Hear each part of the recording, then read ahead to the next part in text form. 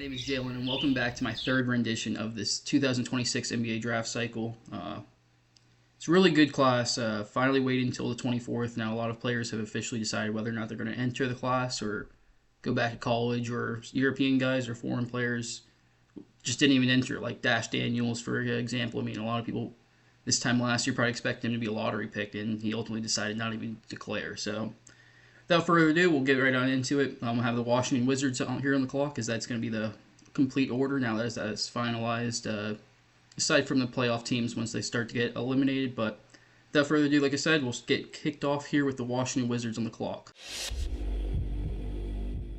And I have them here selecting freshman AJ Debonsa from BYU. I mean, this guy's been a stud all year. He leads the nation, or I guess he led the nation now in scoring, averaging almost 26 points a game, 25.5 points per game.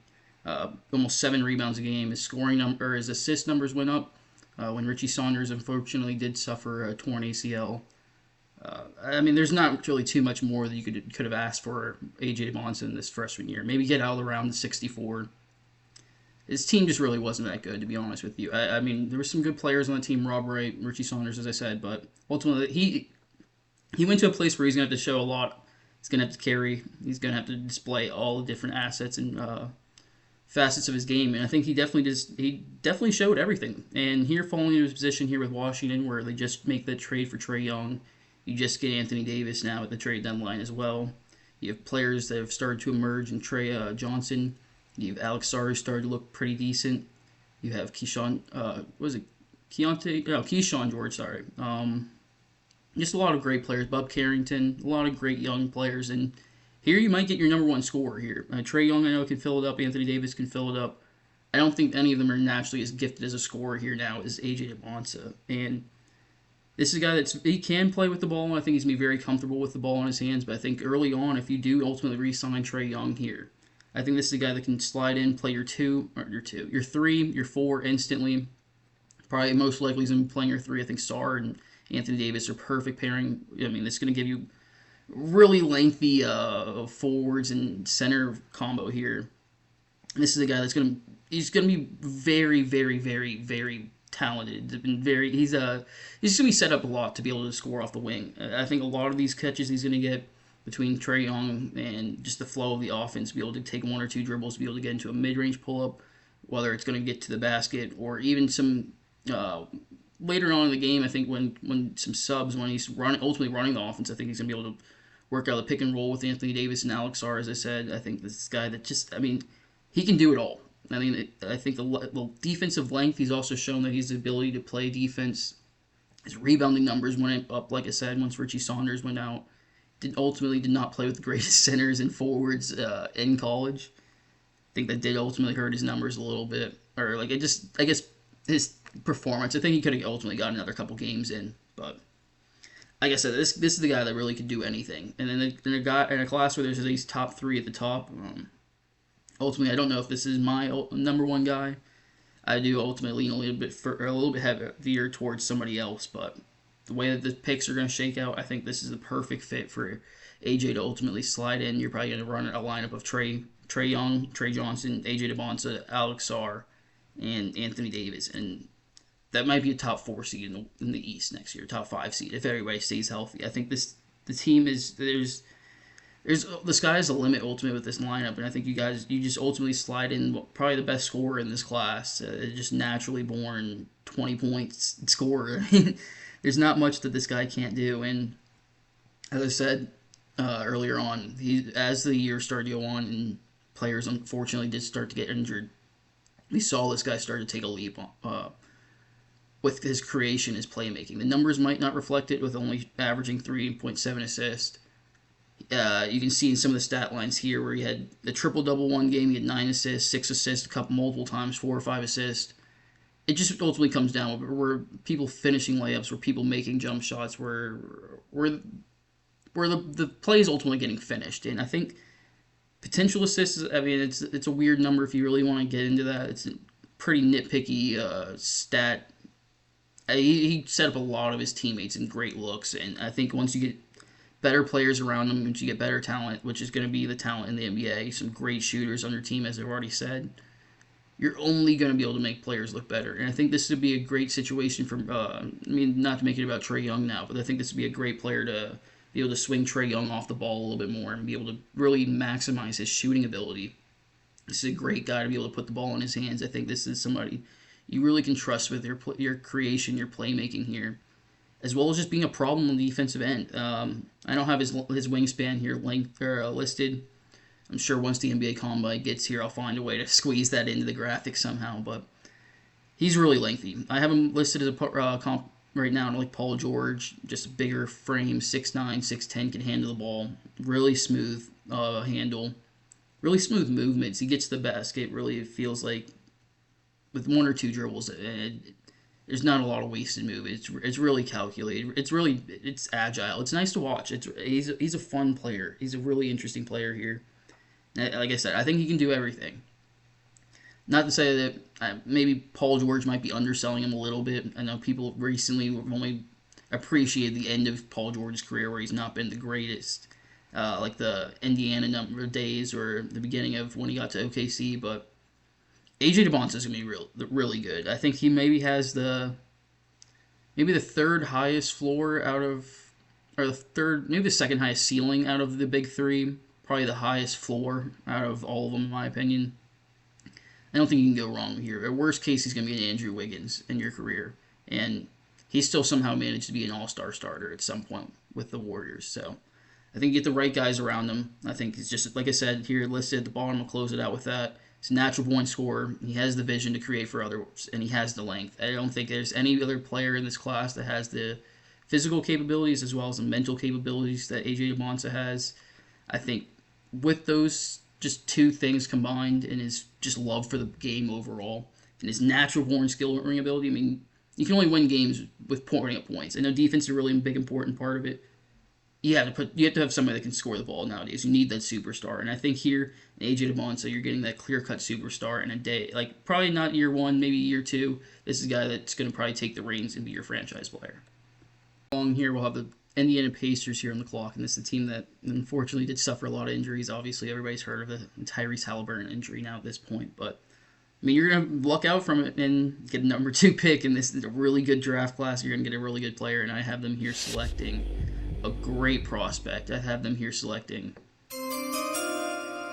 Cameron Boozer out of Duke, another freshman. Very, very, very good prospect back there. This is the guy I was hinting at. I think this guy is going to be my number 1 when it's all said and done. I don't see the Wizards personally trading out of that pick. Maybe they do have to trade up. I think Cameron Boozer is the best player in this class. I think it's not by a lot.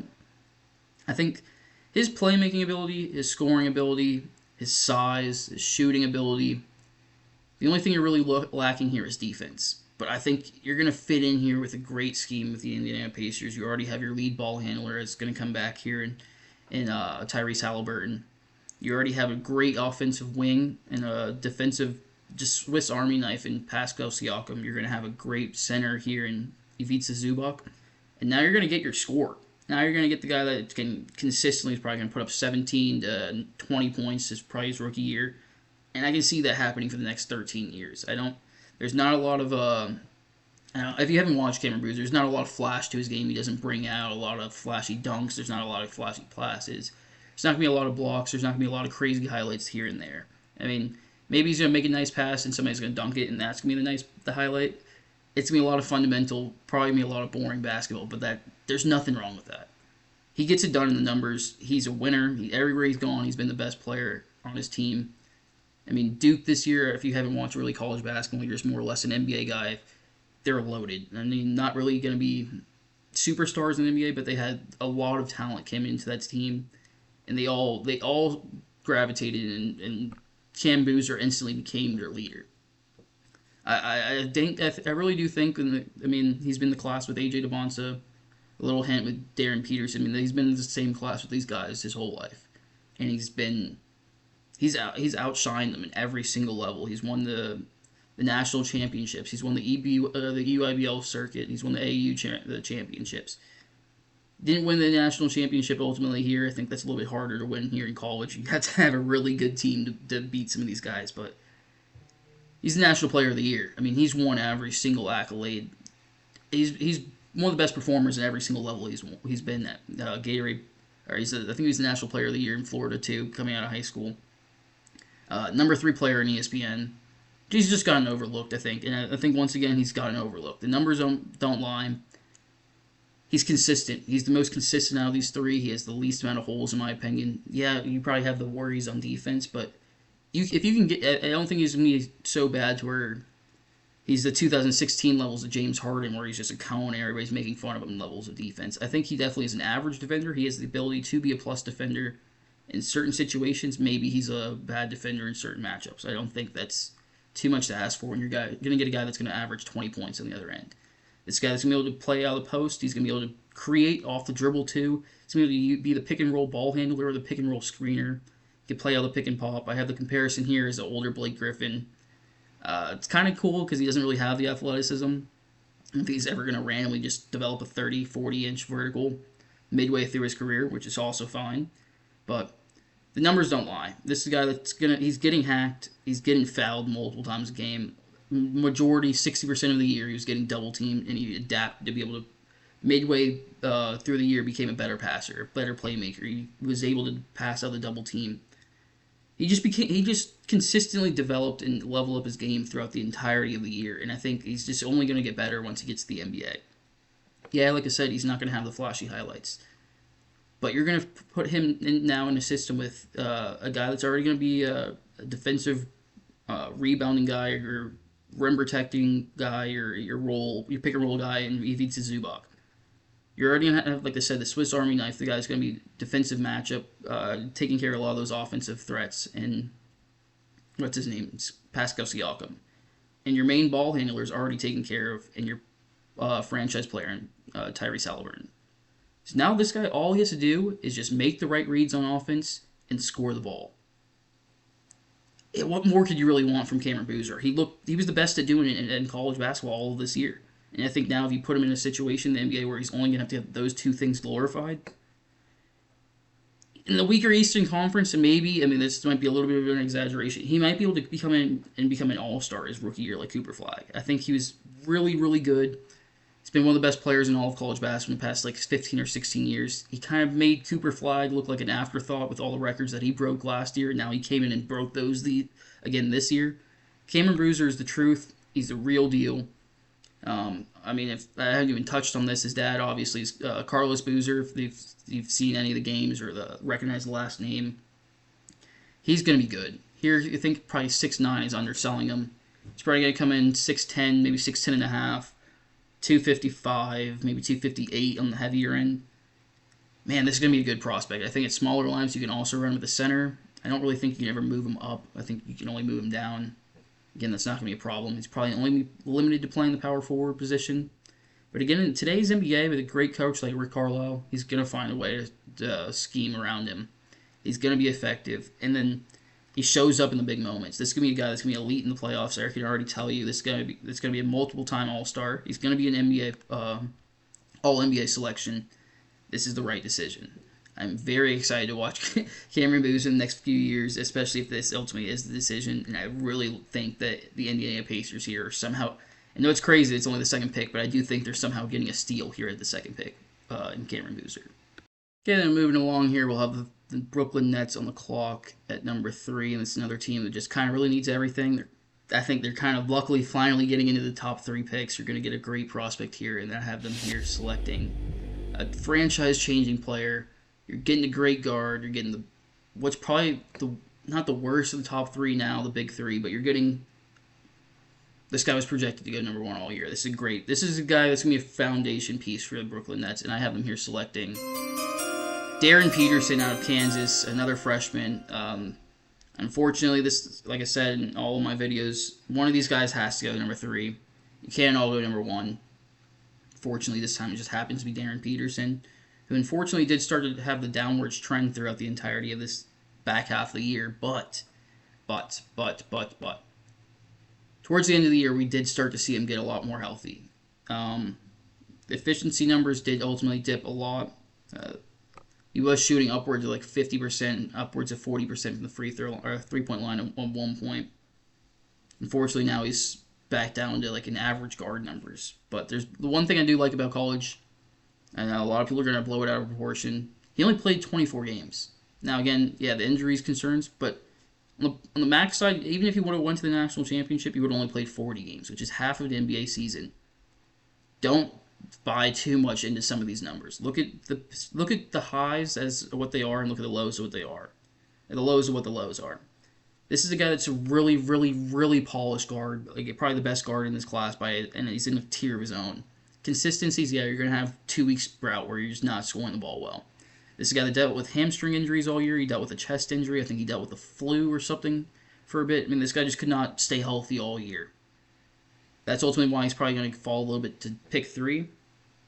But you're still getting a really good guard here. This guy that still was one of the best scorers in all of college basketball this year. He still had one of the best efficiencies all year.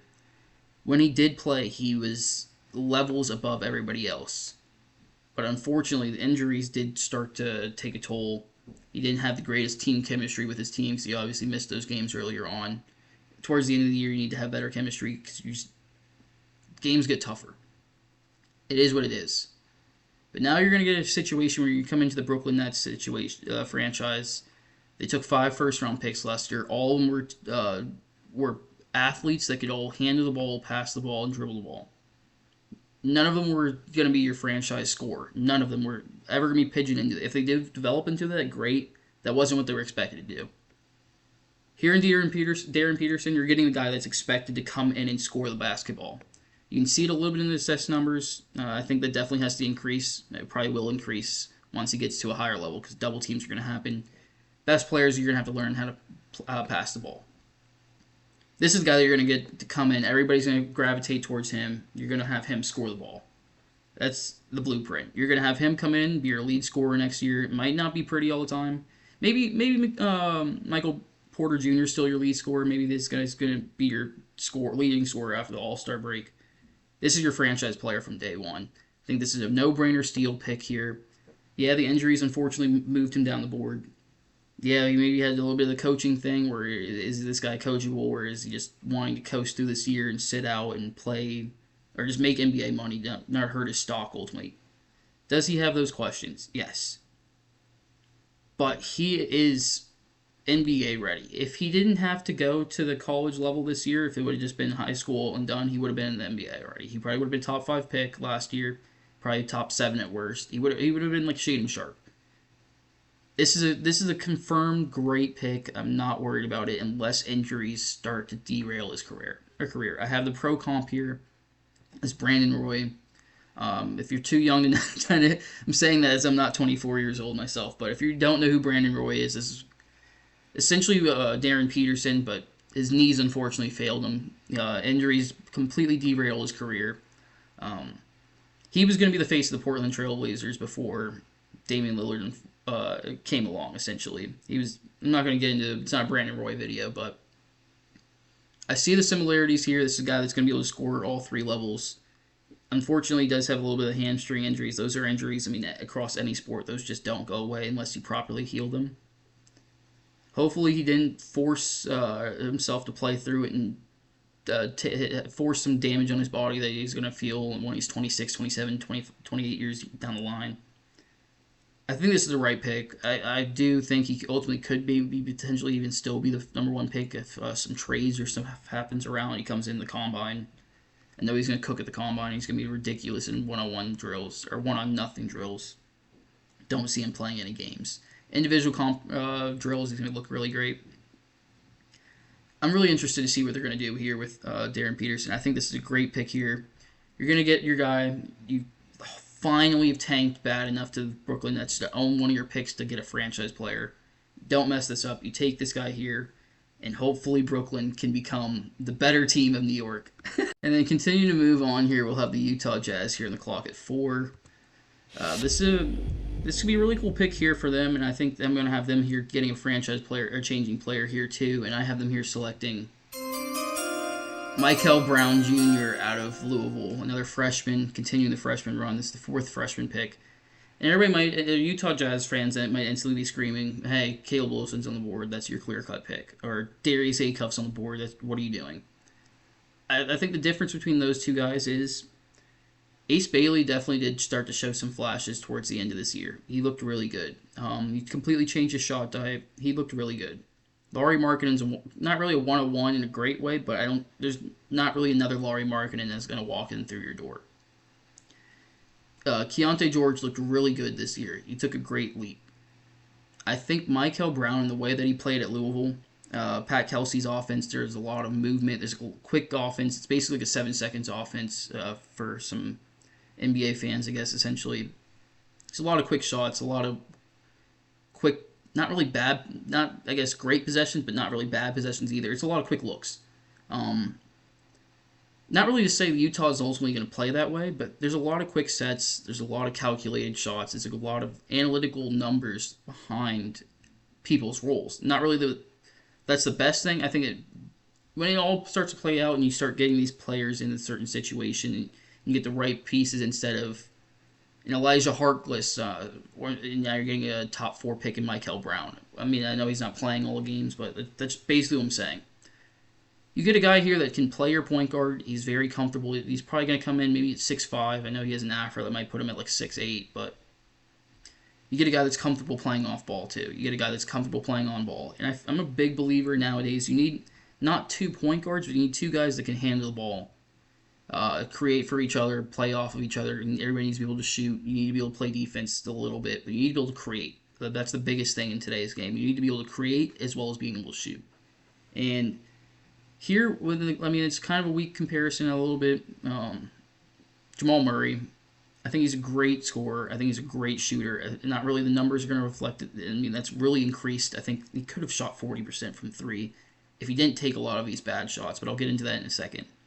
I think he's a great scorer. I think this guy that you're going to get your 1-2 guard combination. He's going to play either your point guard or your shooting guard. I don't think it's really going to matter. You're probably going to switch him back and forth every single night. It does not matter.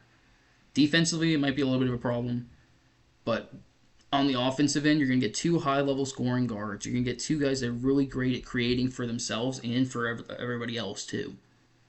And the three-point volume is what really is going to it's really going to elevate Michael for me. I think this guy that's he has the capability to be able to take a couple steps back behind the three-point line. He's going to shoot a lot of deeper threes. I mean, everybody's going to call it essentially now the Curry range. Trae Young takes a lot of these shots. Reed Sheppard takes a lot of these shots. Damian Lillard takes a lot of these shots. I'm not going to keep going. You know what I'm talking about. These players that they have an extended range. Michael is going to instantly fall into that range. Maybe if you're shooting closer to the line, you would have shot 38% minimum. But here, I think that now you're going to get a glorified guy that's going to come in, maybe get 7, 8 threes a game minimum, as well as still be able to get to the basket. I think kind of you drafted the Walter Clayton last year, Utah did. This is a Walter Clayton if he took steroids, 50 times steroids, I guess, essentially. I love this pick here. You're getting a no-brainer in my mind. I've said this since the USA Basketball last year. It's been a big 4. I'm a big fan of Caleb Wilson, but I think Michael Brown is in a class of his own still above him. You're getting a great playmaker. You're getting a leader here. You're getting a great three-point shooter. You're getting a great volume three-point shooter, and the creation is going to be speaking for itself. The big issue is the size and the defensive ability. Is he going to get bodied defensively? Is it going to be a big weakness to where he's not going to be able to overlook the offense not going to be able to overlook the defense essentially? I don't think it is at this point. I think 3-pointers are still going to be... 3s are obviously more than 2s. I'm not going to say you want to live and die with a 3-point shot every single night, but I do think you have the capability to do it here, especially with the other shooters on your roster. I think this is a great pick. It doesn't mess with anything that you have on your team. If the draft were today, I think Utah ultimately does trade up for the number 1 pick, but that's a completely different story. I think if they stick here, you see the numbers, you see the way he's done. He's torched multiple opponents this year. Unfortunately, he did have a little bit of a back injury, but I think that was all precautionary. He's just trying to get to the NBA. It's similar to Darren Peterson. I think this is a great pick here for Utah, and he might be able to ultimately be an all-star one day too. I really do like this pick here, Michael Brown, and I think this is a great deal here for Utah.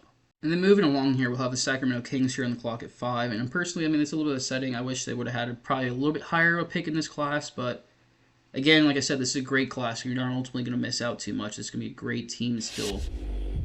You're still going to be able to capitalize here with a great pick. And I have them here selecting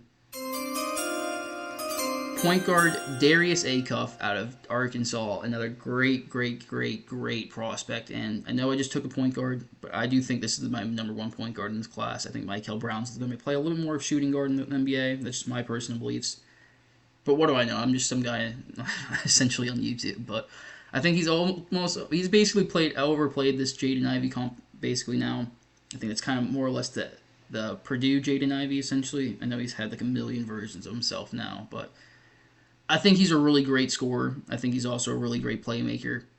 I think towards the end of the year, he's really just started to turn it on. I guess now the year's already over, but his best performances started to come towards the end of the year.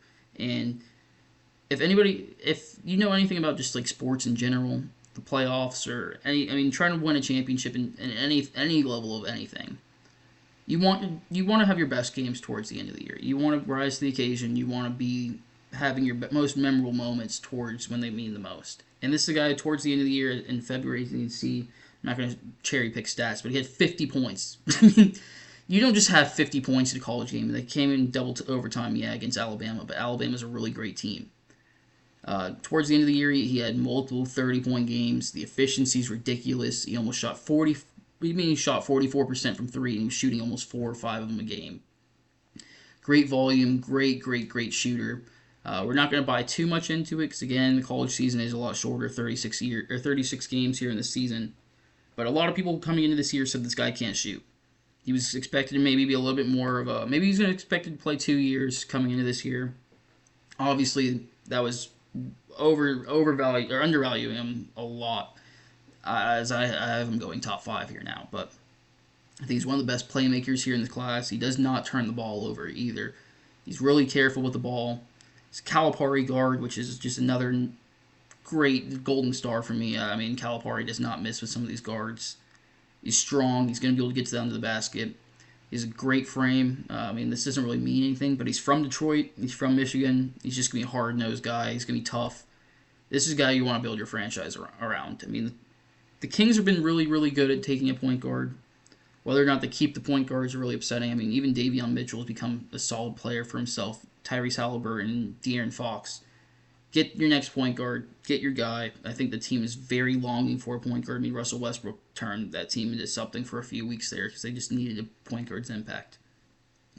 Go get your point guard here.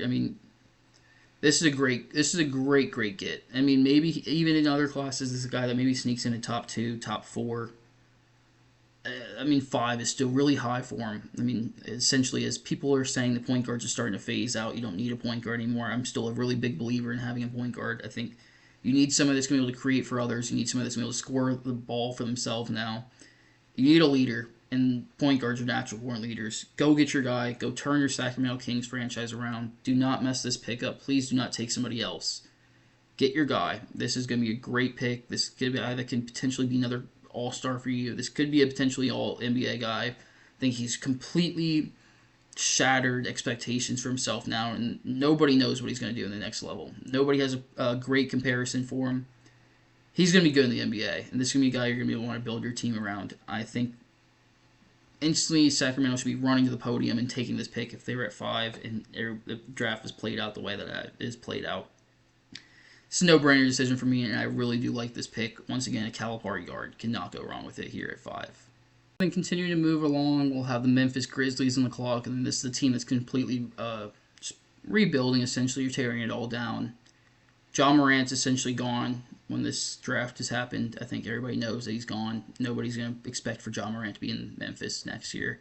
I think, unfortunately, you did miss out on some great prospects. You're not going to instantly replace your point guard, but I have them here selecting Caleb Wilson out of North Carolina. Great athlete. I know a lot of people probably expected him to probably go top 4. He's a top 4 lock.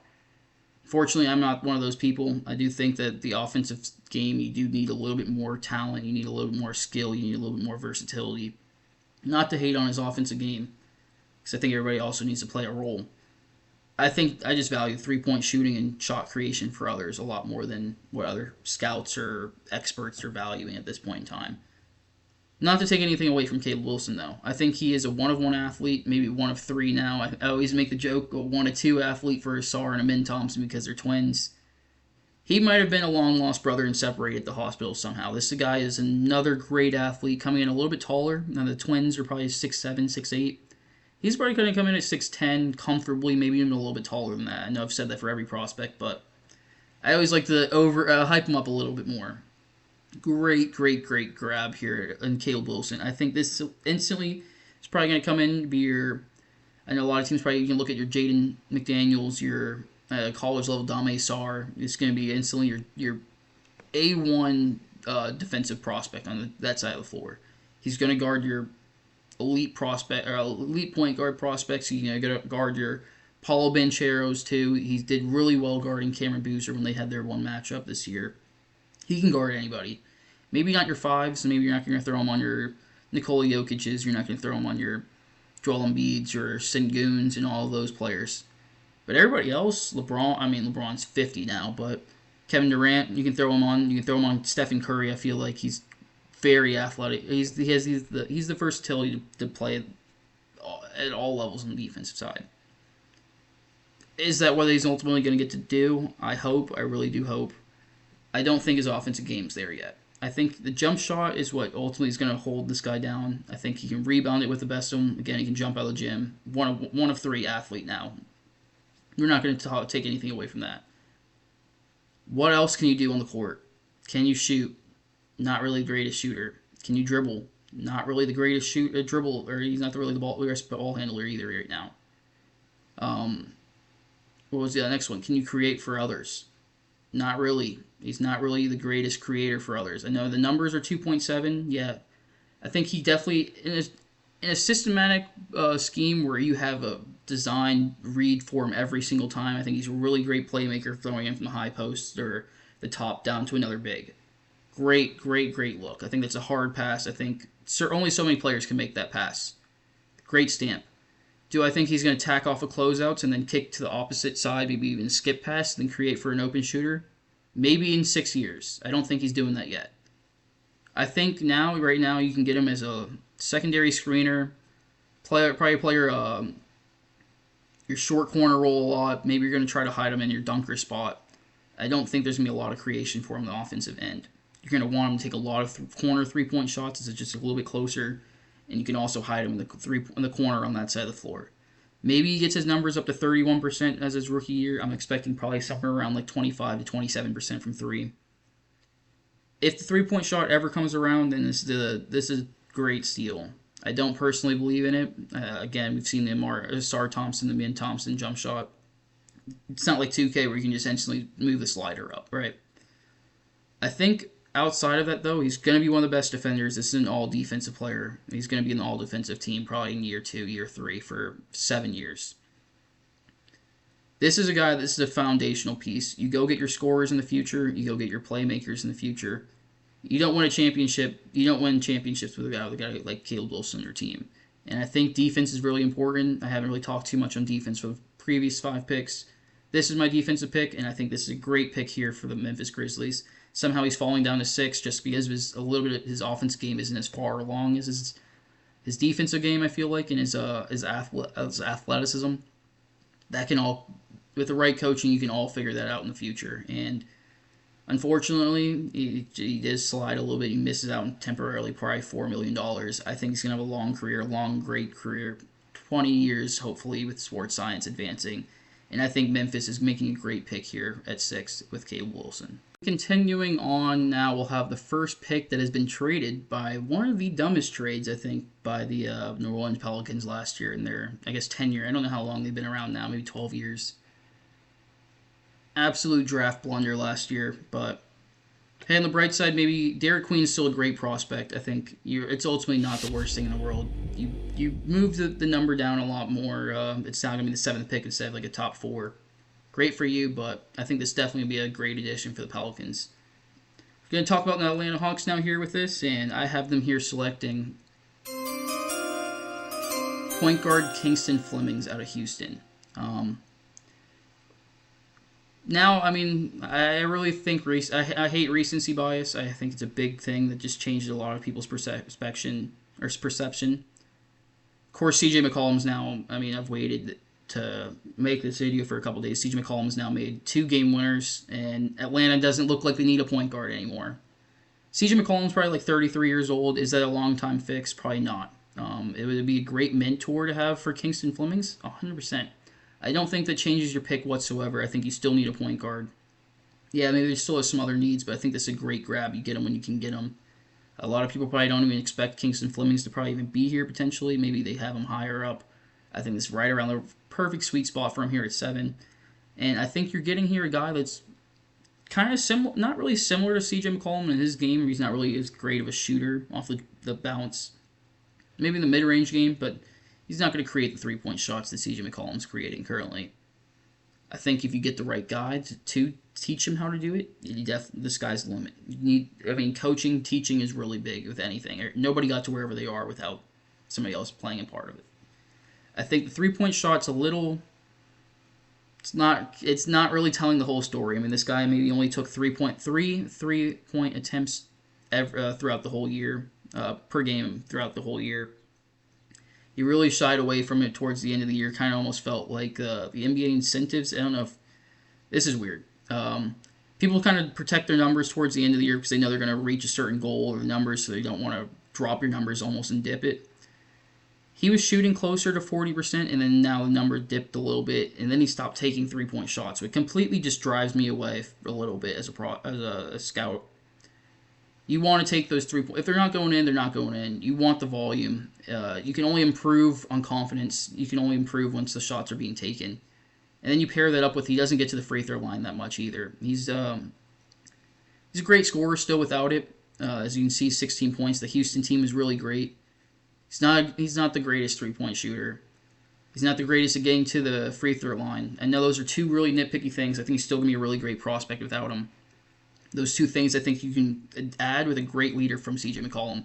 And that turns you now from Kingston Flemings into a top 7 pick. Maybe this guy should have went top 3, top 2. I know I'm saying that a lot, but I think there's a lot of upside in a lot of these early on picks, and that's why I'm consistently harping on it. I think the scoring numbers, as you can see here, he had a 42-point game against Texas Tech. I mean, the scoring, he has the ability to score. The 3-point volume has to increase. The free throw volume has to increase. And I think this guy is comfortable playing a little bit off ball. Houston runs the 2-point guard system, or at least they did previously. Milos Uzan is probably going to be a day 2 pick. I'll probably touch on it a little bit in the future once I eventually get into a little bit geeking out and having a full 60-round mock. But I don't think that he's there yet. I think this is a guy that you're probably going to want to have maybe be your 7th or 8th man off the bench. You're probably not going to want to instantly come in and have him be your day 1 point guard. That's probably going to be a little bit too much to throw at him. You get him in here, you have a great vet leader. You have Dyson Daniels, who's also a great playmaker, who's going to teach him. I think in the future, maybe it's going to be 18 months from now and the next All-Star break. He could be, or 2 years from now, essentially. Maybe he's replacing him in that role, and he's taking the starting role then.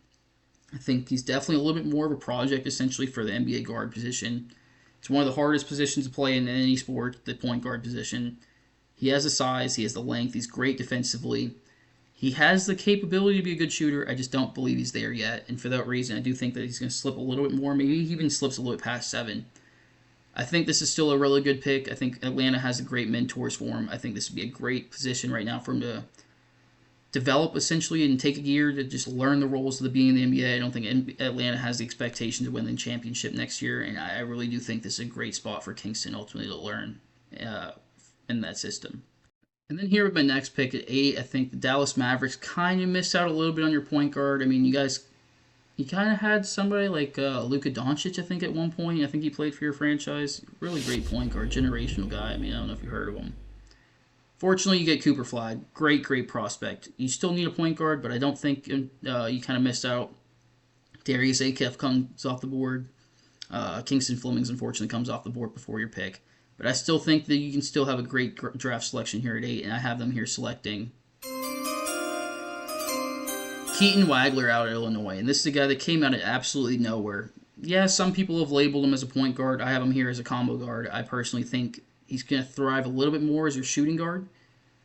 But in a situation where you just drafted a 6'10 generational guy in Cooper Flag, who's very comfortable handling the ball, you just took a whole throwaway year and let him play point guard, essentially. Genius move from Jason Kidd. He's one of the greatest point guard minds of all of basketball. Expect nothing less from him. Great move. Now you get another young guy that is completely overlooked. I have him here as a mock to Desmond Bain. I think that might almost be a diss to Desmond Bain at this point.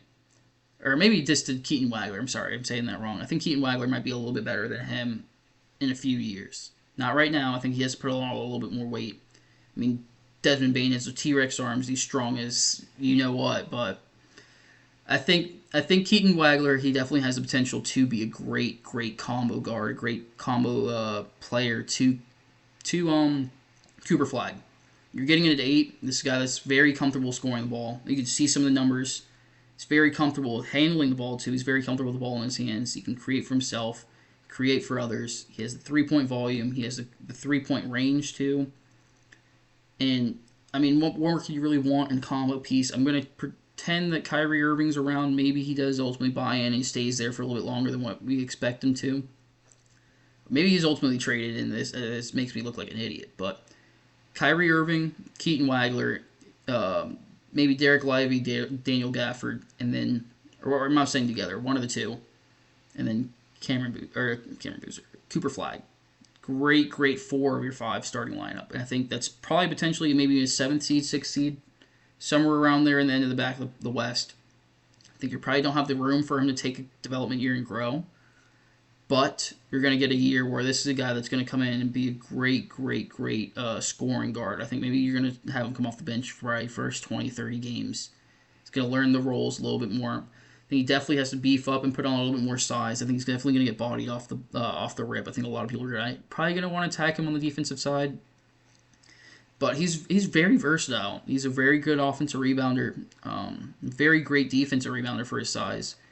Very underrated playmaker. He, once Illinois had their main lead point guard go down, he stepped up and became their lead point guard, and that's where some of these bigger numbers happened with a 10-assist game, the 7-assist game, the 46-point just emergence. Great prospect here. I do think maybe this could be a little bit too much for him. Maybe this is these are too big of shoes to fill. I think he definitely has the capability to fill those shoes. I don't think he's going to be your second best player. I think this is maybe kind of you look at like a Chris Middleton. I think they might even have Chris Middleton on their roster right now. He's probably going to be your second or third best player on your team. Maybe fourth. This is going to be a guy that's probably going to average 12 to 15 for the rest of his career. I think kind of like a Norman Powell. Maybe he can be a 6-man. I think this is still a great pick here at 8. Great get. I don't think that you can expect this guy to come in and lead you in scoring. I think that's still going to be Cooper Flag, but I think this could be a great pairing with Cooper Flag, as I'm saying. It's the right pick. I love that you need another guard. This is a guy that can play, like I said, either a point guard or a shooting guard. You're just going to probably take a year, maybe even 2 years. You're just going to need to have some size. I'm not worried about the efficiency. The numbers did start to dip a little bit as the competition got a little bit tougher. Yeah, that is a little bit scary. I think, again, once you put on that weight, you get a little bit more familiar with the NBA game, your numbers are going to look great, and that's exactly why I have him going here at 8. Continuing this thing on, we'll have the Chicago Bulls on the clock at here at 9. It's another interesting franchise right now. This doesn't really seem like they have too much of direction. Unfortunately, like I said, I want to see every single team do well. This is going to be probably my most ridiculed pick right now. I don't think this is going to really seem like I know what I'm talking about. I think this is probably going to feed into where they have no direction, but they do have 2 first-round picks. Stick with me. I think this is a player that probably won't be there for their second pick. So I have them here selecting at number 9, LeBaron Philon Jr., a guard out of Alabama. And this ends the run on my freshman. I think now we have my first sophomore prospect, another really young guy still. But why I'm taking him here, I don't think Chicago has that guard play. I think Anthony Simons, yeah, it's cool. Is he ultimately... I mean, he's a free agent this year. Are you going to re-sign him? Are you going to want to lock up money, $30, $40 million to Anthony Simons, $35 million, whatever it's going to be? Me personally, if I'm going to try to move to this new regime, probably not. Next one, Colin Sexton is another guy you just got. Are you going to want to lock up money to Colin Sexton? Again, great player. Is that where you want to... are you trying to trend that direction? I think you have to completely tear it down. Probably not. Rob Dillingham, another young guy. I think that's a great addition because it's another guy who was just recently, I think he was the top 8 pick, 7 pick, whatever. He's way smaller than LeBaron here is what I'm getting at. You get your combination. I don't think it's going to be Rob Dillingham and LeBaron, but I do think LeBaron could play either your 1 or your 2. I think every team ultimately needs a point guard. It's a very important position. You need a lead ball handler. You need a guy that's going to create for others. You need that position. Whether they happen to be 6'7" or 6 foot, you need that position, right? Now this is a guy that can play either your 1 or your 2. I know they have so many guards, but nobody else on their team right now fills out this roster, this role like anybody like he does. Anthony Simons isn't going to create for everybody else like he can. I think this is a guy that played in a very high-paced offense in the NATO system. They want to score the ball. Chicago's a team that wants to score the ball. They're playing very fast-paced. They're getting up and down. You have another guy that's playing technically your point guard in Josh Giddey. This guy that, I mean, the numbers might not reflect it. This guy that can probably fill it up and probably shoot closer to 38%. No, he's only down by 1.3, but numbers get weird once you have higher volume. I think this is a guy that's going to be perfect off ball, perfect on ball when you want to get Giddey out of the game for a little bit. Still going to fit in with Matas Buzelis because he's going to be a great three-point shooter off the ball. I still think you need your big, but I still think you also need your point guard. Is Trey Jones your point guard of the future long term?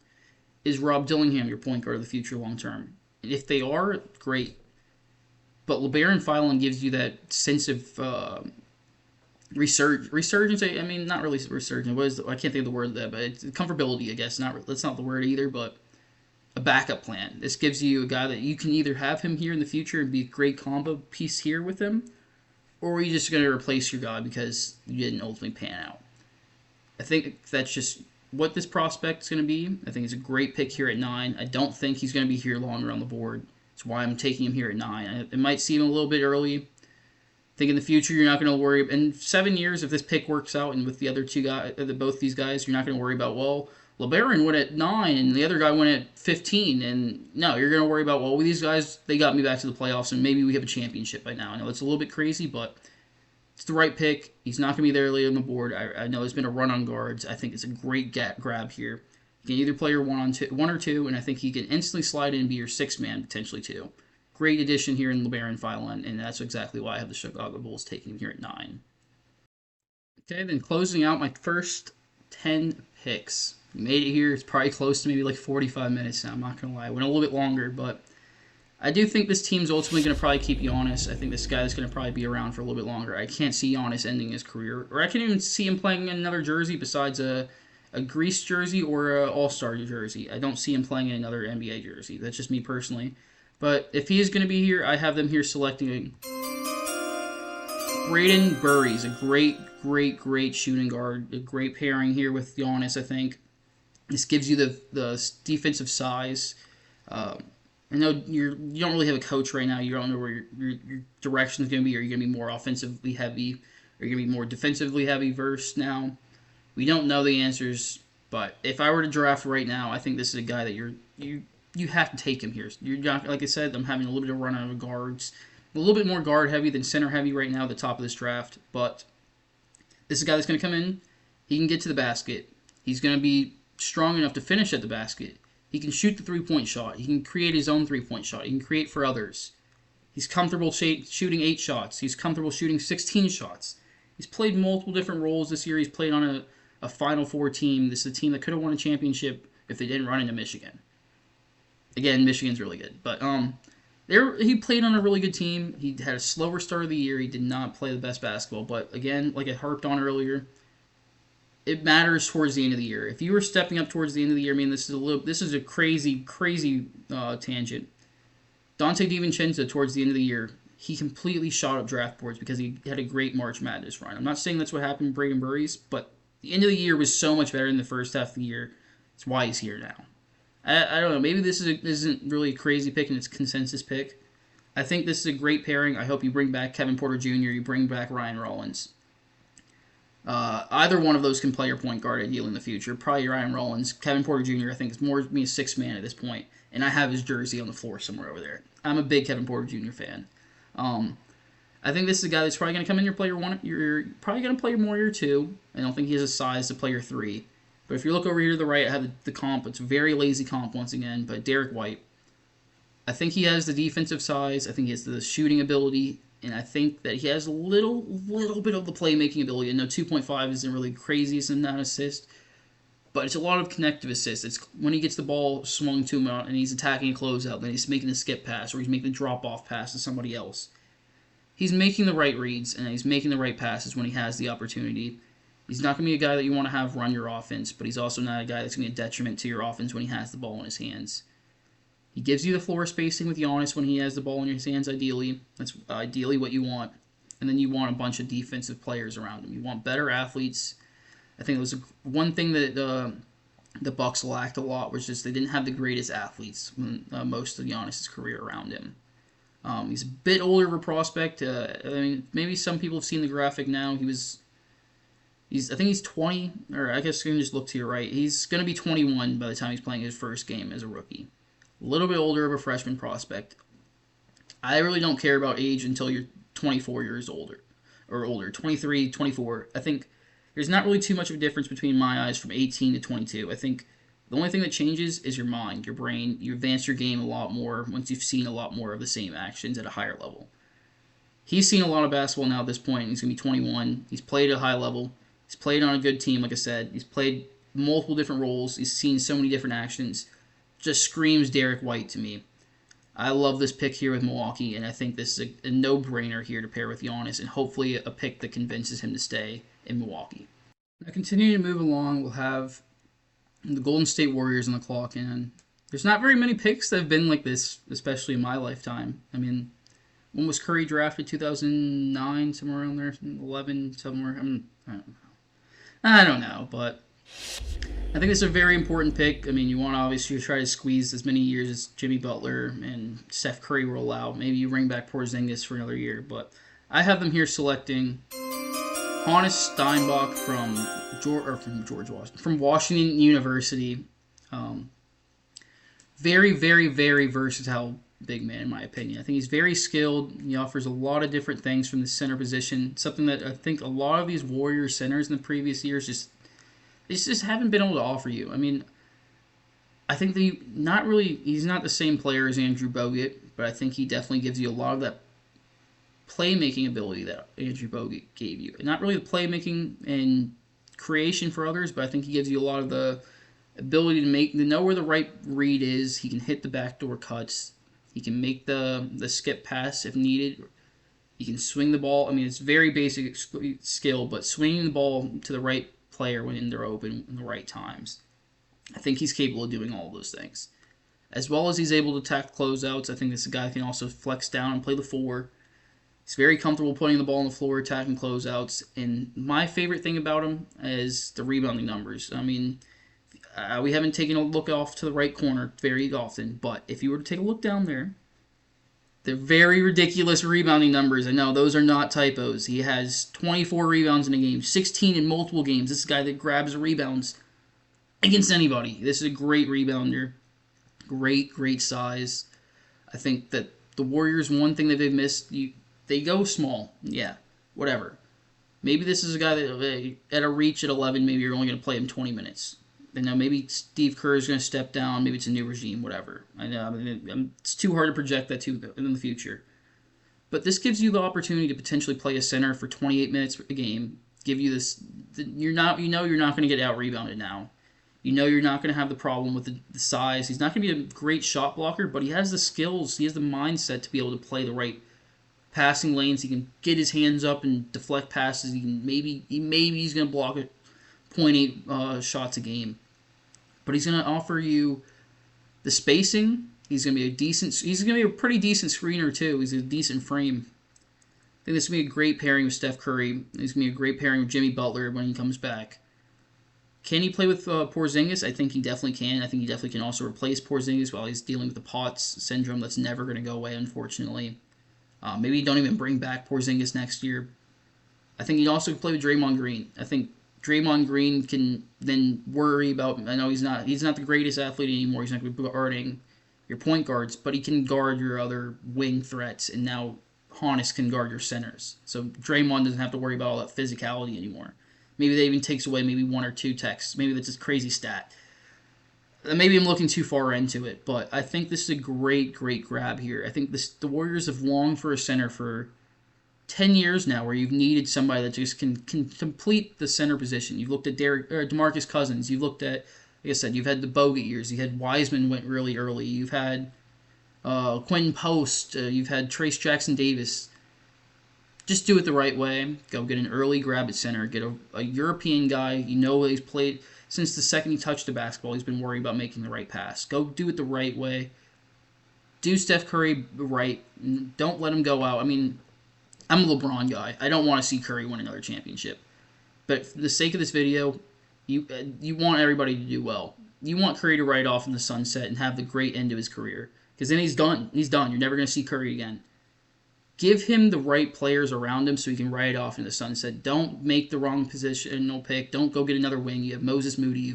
You wasted Kuminga.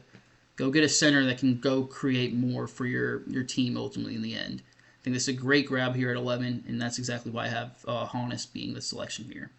Next, we'll have the Oklahoma City Thunder on the clock, and this is easily the worst team to draft for now because they don't really need too much. They're a great team. I think the one thing is shooting. I mean, if I really want to harp, yeah, I'm probably going to draft. I'm spoiler alert for Thunder fans, if you've even stuck around this far, I'm going to have a three-point shooter mocked to you later on. Stick around. This is a little bit more of an interesting pick. I don't think you're going to be able to grab this guy much longer down the board. And I have them here selecting Axel Lindenborg out of Michigan. And the only reason that I let him slip a little bit more this far is the three-point shot's really not too much of an issue anymore for me. I've seen the swings, the ups and downs, whatever.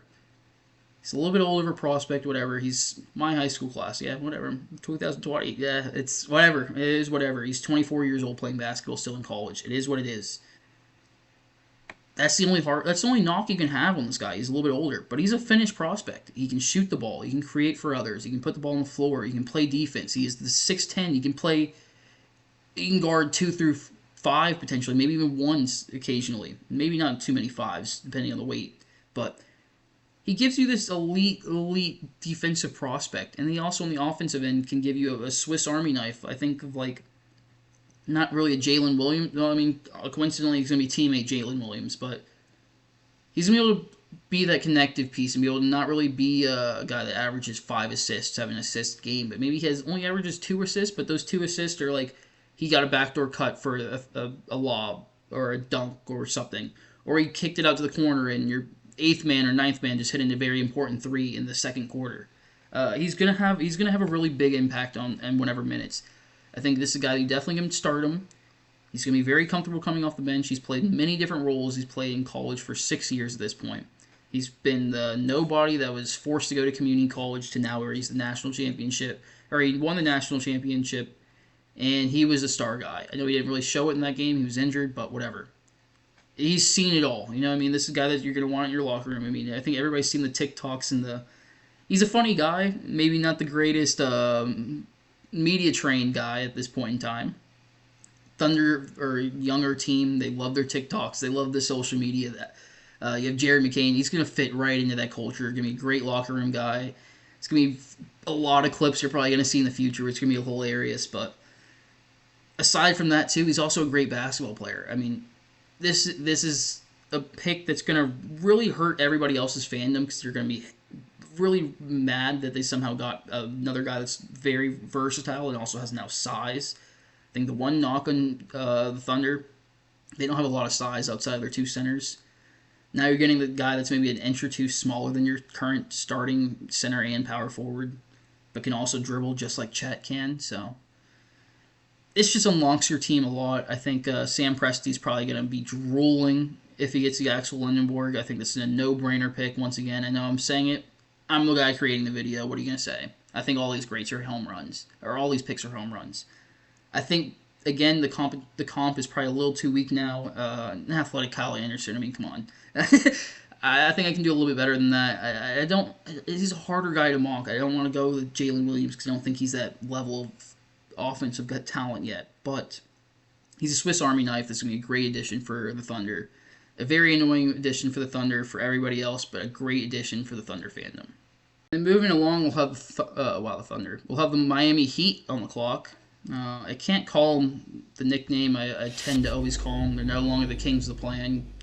They're officially the losers of the play-in. I think they won the play-in like 4 years in a row, and history has to change eventually, right? But I have them here selecting Bennett Sturts out of Iowa, a point guard. I think this is probably gonna be a hated pick. Probably not gonna be a great pick for me essentially right now. I don't think a lot of Miami fans are gonna like this guy being a pick right now. That's what I'm saying. I think they need a point guard. I think you definitely need a point guard on this team. You need some more shot creation. I think we saw that when it happened with the Miami Heat when they played the Hornets. Yeah, or maybe rebounding was a little bit another thing. Maybe I think you can go get a center, an undrafted guy, and if you get the right guy in this draft class, you can go get him. Maybe even a second round pick. You're not going to get a point guard. As show signs, those have run off the board. The guards play has been quick. There's been a quick run on guards essentially. You need to get a point guard. Tyler Hero. I'm tired of the Tyler Hero. I'm a Kentucky fan too. Before I say this, tired of the Tyler Hero experiment at point guard. He's not a point guard. He's a very, very great off-ball scoring threat. This guy that can go get you 20 points probably in his sleep. Let him go do that. Stop trying to make him run the whole offense and create for everybody else. It's dumb. I mean, I'm sure Heat fans are probably tired of it. I'm not going to even get into that tangent. The problem is here now you're getting another guy that's probably going to be a really weak defender. But he can create for himself. He's going to be very similar to Tyler Hero. I mean, funny enough, I know I just was talking about Tyler Hero not in the greatest way. But now you get two of them. You get two Tyler Heroes, and now it's going to be just as unstoppable. It's going to be even more unstoppable now. A little bit older prospect too. He's going to come in and be 23 a couple of games into his season. But the shooting's really great. He has a lot of range too. He's probably gonna have a couple steps behind the NBA line. The shooting's there. The playmaking's there. At Iowa, he was the entire offense. He was the entire offensive engine. He had to do a lot at Iowa. I'm sorry I keep touching my nose, man. I have like a hair that keeps bothering me. He's the entire offensive engine. This is a great pick here for the Miami Heat, I think, off your bench. You need that point guard play. Maybe he does eventually come in and be your starter for some games, 20 games, 30 games. I don't think this is a long-time starter. But as you start getting towards the end of the lottery, as you start getting towards these 20s, you need solid rotational prospects. You need solid rotational picks.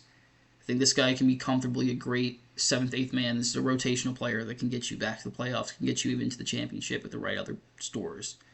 This is a great pick, I think. You need a point guard. You need at least one. You don't have a single one on your roster, in my opinion. Drew Smith's not going to get it done for you.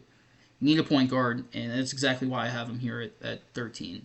Closing out the end of this lottery selections, we'll have the Charlotte Hornets on the clock. And funny enough, they're the team that eliminated the previous pick, but they also got sent home and they're sent packing. This is going to be another pick that probably a lot of Charlotte Hornets fans probably won't agree with, but I have them here selecting Henry Vassar out of North Carolina, junior big man. Bear with me. Hold on. Let me explain before you completely hate this pick. I know you had Moussa Diabate. I know there's some emergence there. I know Ryan Kalkbrenner was a really cool prospect to get this year. Henry is going to come in and offer a little bit more of a playmaking ability with his vision. He's going to be able to pass a little bit more of the hub. We saw a lot of that this year at North Carolina. He's going to be able to space the floor a little bit more with his three-point shooting. As you can see, the splits are ridiculous. It's 60-43 almost.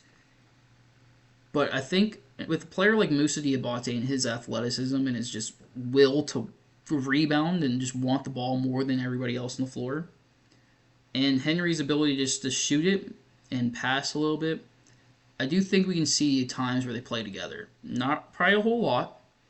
Maybe it's going to be 6 minutes a night at max. But we can see maybe in two different stretches of maybe a 2-minute stretch at the end of the first quarter, maybe a 4-minute stretch in the start of the third, or start of the middle of the third, or start of the top of the fourth. This is a great prospect, I think, still. He has great touch around the basket. He has the size to rebound. Like he said previously, he played with North Carolina, so played with a black hole rebound machine in Caleb Wilson, who's going to grab it off the top of the backboard, essentially, it feels like. I'm just itchy. Great rebounder, great playmaker. Not great playmaker, great passer, essentially, for his size. He can protect the basket, too. I know Ryan Kalkbrenner, it's great size. You're not essentially replacing him yet. He was a second-round pick, so he's a little bit more expendable. I know it's still really high to kind of grab him at the end of the lottery. And you see the comp is Alex Lynn, who's a well-renowned bust too. But the three-point shooting is ultimately what you're grabbing here for. I think you kind of that was essentially this. The Charlotte Hornets didn't have a staple. They were this young, idiotic team. I'm sorry, but that's kind of what they were. There wasn't a whole lot of anything really going on with that team. You had the Miles Bridges, the Terry Rozier, the LaMelo, whatever. This year, Charles Lee kind of redefined themselves. They're going to be a team that shoots a lot of three-point shots. They're going to win, live and die with a three-point shot. You get Colin Knippel in. You get Brandon Miller's emergence. Miles Bridges locks in. You give LaMelo Ball playing some of the best basketball of his career. You need a little bit more floor spacing. I know you have a lot of it already. I think you get a little bit more floor spacing from a bigger position. I'm not saying replace Moussa Diabate because I still think that's a great player. I think that he's still going to be your starter.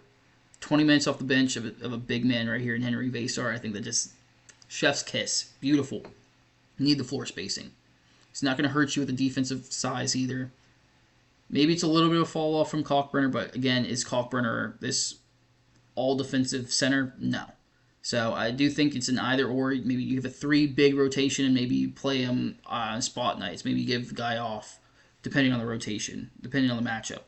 But it gives you the versatility, it gives you the offense, it gives you the option. You have 15 guys on a rotation, or 15 guys on the roster for a reason.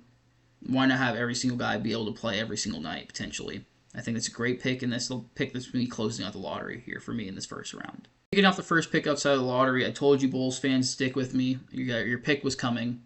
The Portland Trail Blazers inevitably made the playoffs. They're the 7th seeds. Their pick is going to convey to the Bulls. You're going to have another pick.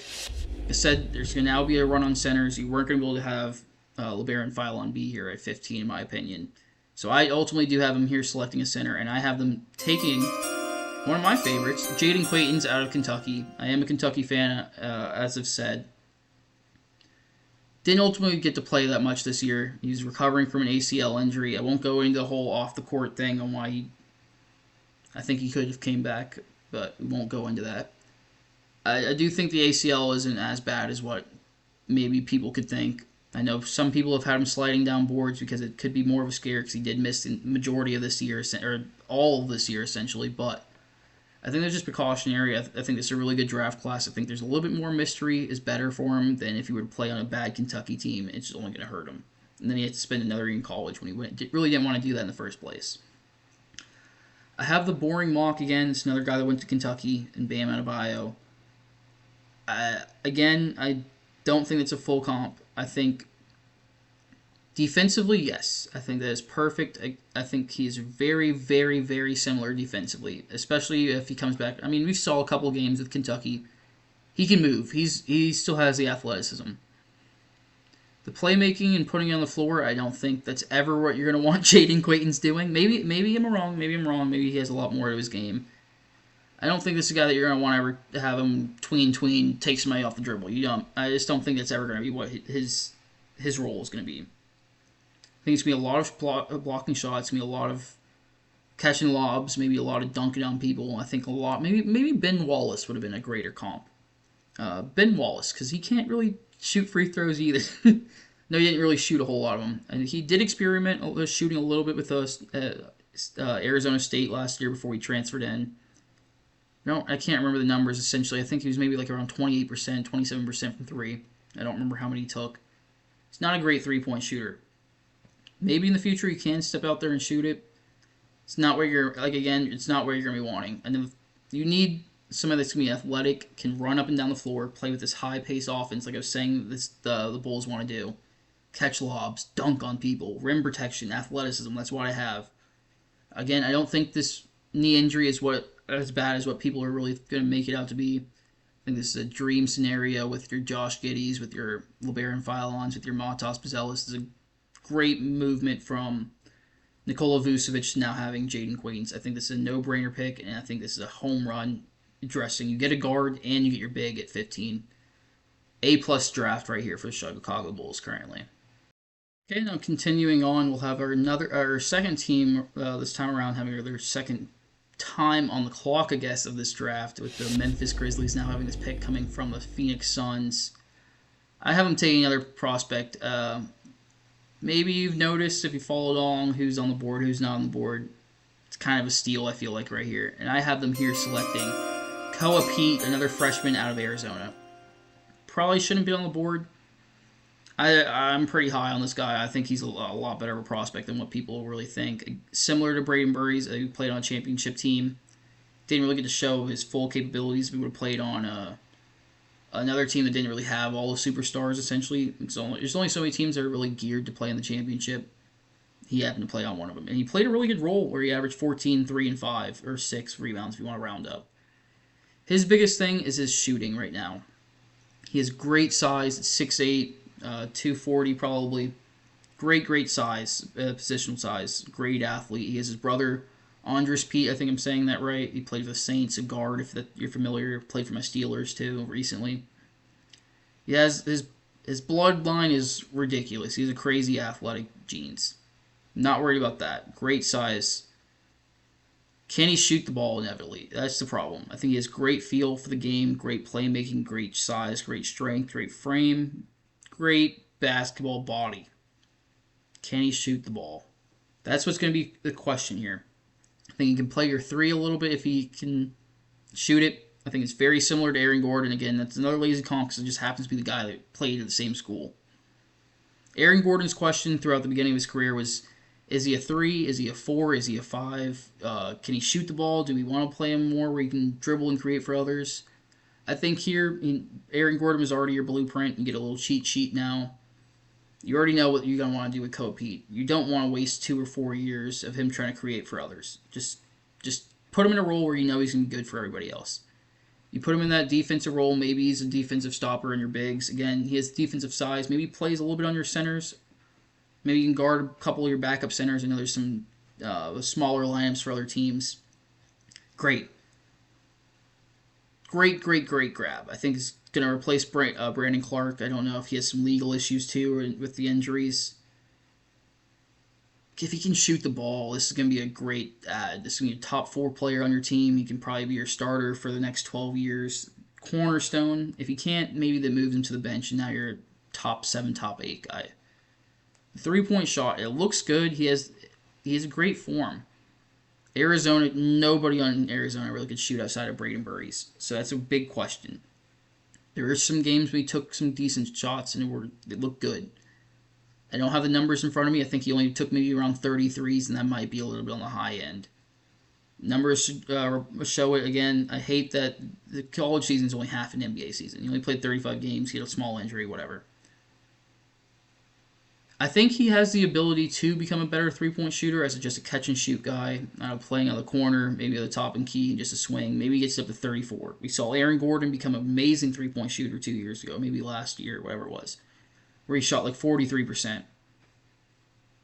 Do I think he's going to have the exact same career as Aaron Gordon? Honestly, probably pretty similar. He's a pretty comparable player. I do think he's just going to need to be able to develop the 3-point shot earlier on in his career, and I think he's going to be a better player than Aaron Gordon, is what I'm saying. Maybe Memphis can do it. They've had a little bit of questions in the past couple of years where they don't really seem where they know where they're going. I think the rebuild's inevitable, and I think this is a great cornerstone for that rebuild. And continuing on, I guess I think this is the 3rd team in a row where we've seen back-to-back picks for that team. You know, this Thunder back in the clock with the Philadelphia 76ers pick. Again, like I said, this is a harder team to draft for. I did promise you some more shooting with that next pick. This is their leader pick, and I have them here selecting Isaiah Evans, a sophomore out of Duke. Last year, around this time, you would have probably said, okay, this is only a 3-point shooter. Maybe like an Isaiah Joe, a little bit taller. He's only going to be there to shoot 3-point shots. He really came back. He got in the gym this year. He came back. Now he's added a different level of his game. I'm not going to say he's not only just a 3-point shooter. He's created a little bit more off the dribble now. Is it still going to be a lot of 3-point shots? Yes. Now, but when people attack people are closing out or running out at him, he can now put the ball on the floor and take maybe 1 or 2 dribbles, either get to the basket, or now he's getting into a mid-range jump shot. And I think before he didn't really have that level. He did.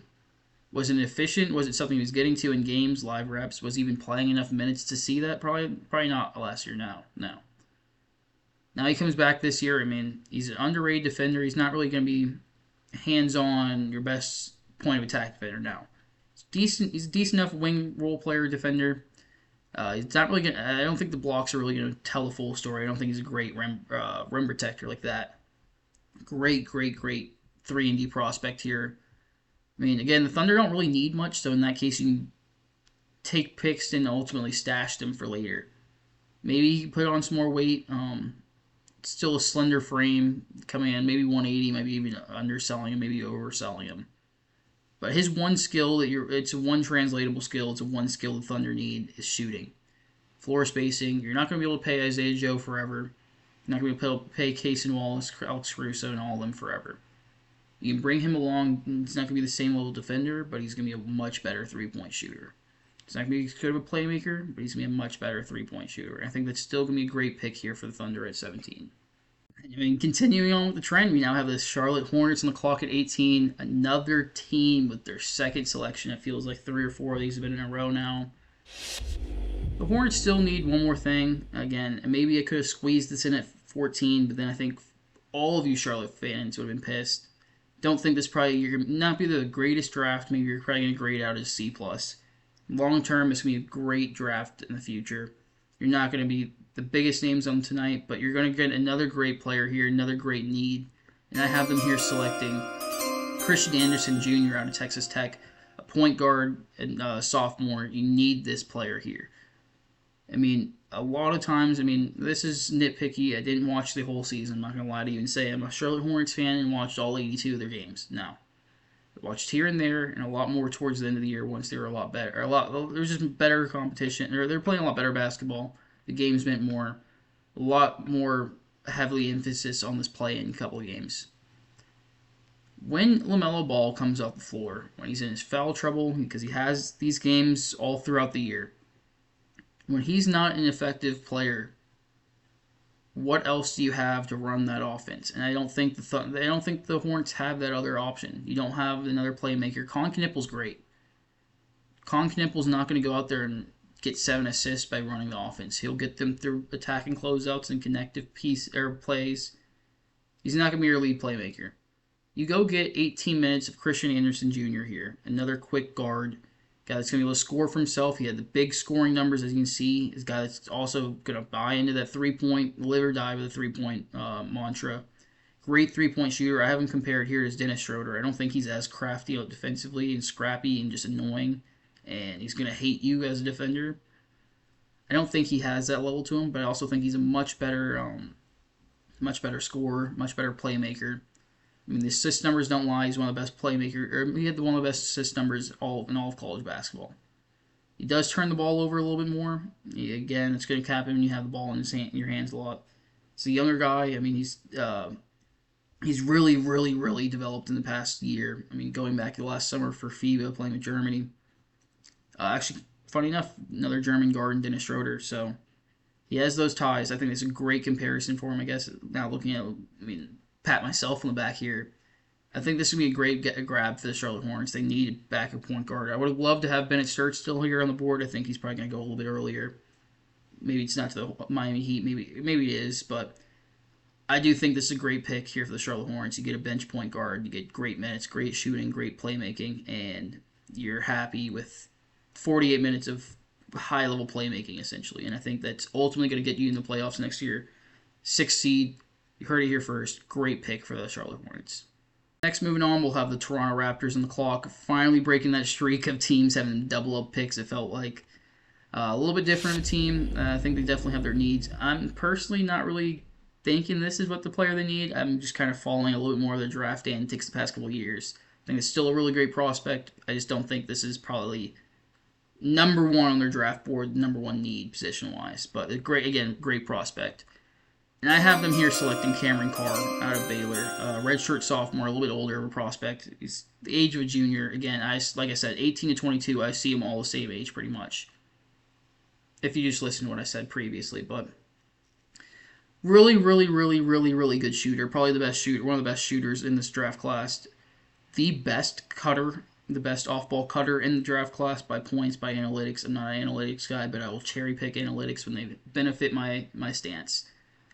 Great, great, great off-ball cutter. That's what you want. You have Scotty Barnes. You have Brandon Ingram. You have R.J. Barrett. Still need a point guard. I'm not big on Emmanuel Quickly being your point guard. Unfortunately, the point guards just went before you, two of the main ones for this range. Maybe you could have went and got another guy I'm going to have later in the draft, but I think you just go get the best guy available for your team. We've seen the Jacoby Walter experiment. Funny enough, he also played for the same alumni, playing at Baylor. I think you go get this wing here. We've seen the Jamison Battle minutes been really good. I think he's a much better, not much better shooter. I think he's an equivalent shooter than Jamison Battle. He's a better defender. You can see the block numbers. He's a rare combination where he's a guard that has a better block rate than steal rate because of his wingspan. He plays really, he's a really smart mind. He plays really well to the spot. He gets to his spot in his mid-range pull-ups as well, kind of similar to Brandon Ingram. I think that's another guy kind of similar to Kingston Fleming's and C.J. McCollum mentorship. I think that's another great one here in Brandon Ingram and Cameron Carr mentorship. I think it's a great get. I don't think this is going to be a guy that maybe he can become a great scorer, kind of like almost where you saw Gary Trent have those couple years where he was averaging almost 20 points a game, if not 20 points a game. Maybe on a bad team he averages those numbers. Probably won't be here in Toronto because it seems like they've turned a leaf. I think this could be a guy that replaces your Grady Dick minutes, replaces your Jacoby Walter minutes. Great addition. Maybe you're starting at your 2. If not, at worst case, your 9th man, 8th man. Great addition here in Cameron Carr, and I think that's why I'm going to have him here at 19. All right, and then closing out the middle section, we'll have pick 20 going to the San Antonio Spurs by way of the Atlanta Hawks. This was a team that really surprised a lot of people this year. San Antonio was a really, really fun team to watch. Currently in the playoffs, Victor Wembanyama is having a little bit of a concussion injury. I think they're still going to make it out of the first round, obviously. They're a really good team. And I have them here pairing up that young nucleus core with another guy that I think that can obviously go on draft to coexist with Victor Wembanyama. And I have him here selecting Morez Johnson Jr. out of Michigan. I think this is 3 sophomores in a row. Look at me, pat myself on the back again. Not only sticking to freshmen, breaking my mantra, I guess, and my standards a little bit, or my habits a little bit here. Great prospect here, Morez Johnson. I have the comparison as Tristan Thompson. Maybe a newer age Tristan Thompson. Maybe think of the Celtics Tristan Thompson if he was 21. Morez Johnson does possess the ability to go out and shoot the 3-point shot a little bit. He wasn't asked to do it a whole lot in college. He has the ability to do it here in the next level with the Spurs. I don't think he's going to instantly come in and be a rotational guy. I think he's definitely capable of being a rotational guy. I think there's just better people ahead of him. We're going to wait for some of those contracts to come up, and then we'll slide Morez. Maybe he just instantly does come in and is going to take some of those minutes. But here at 20, ideally this is going to be your Luke Cornett replacement. I don't think you're going to want to pay 2 centers big contracts. This is going to give you a cheap option for 4 years, as well as still being able to pair up and play with Victor Wembanyama. This is a guy that can, not every single possession, but at times we did see him be a point of attack defender on a lot smaller of guards, or it's like, why is he guarding that guy? And then you see him move his feet, and you're like, oh, okay, he can guard that guy, apparently. Great size, very strong, great shoulders, very physical, great rebounder. Michigan played with 3 forwards, or I guess 2 forwards and a 7'5" center.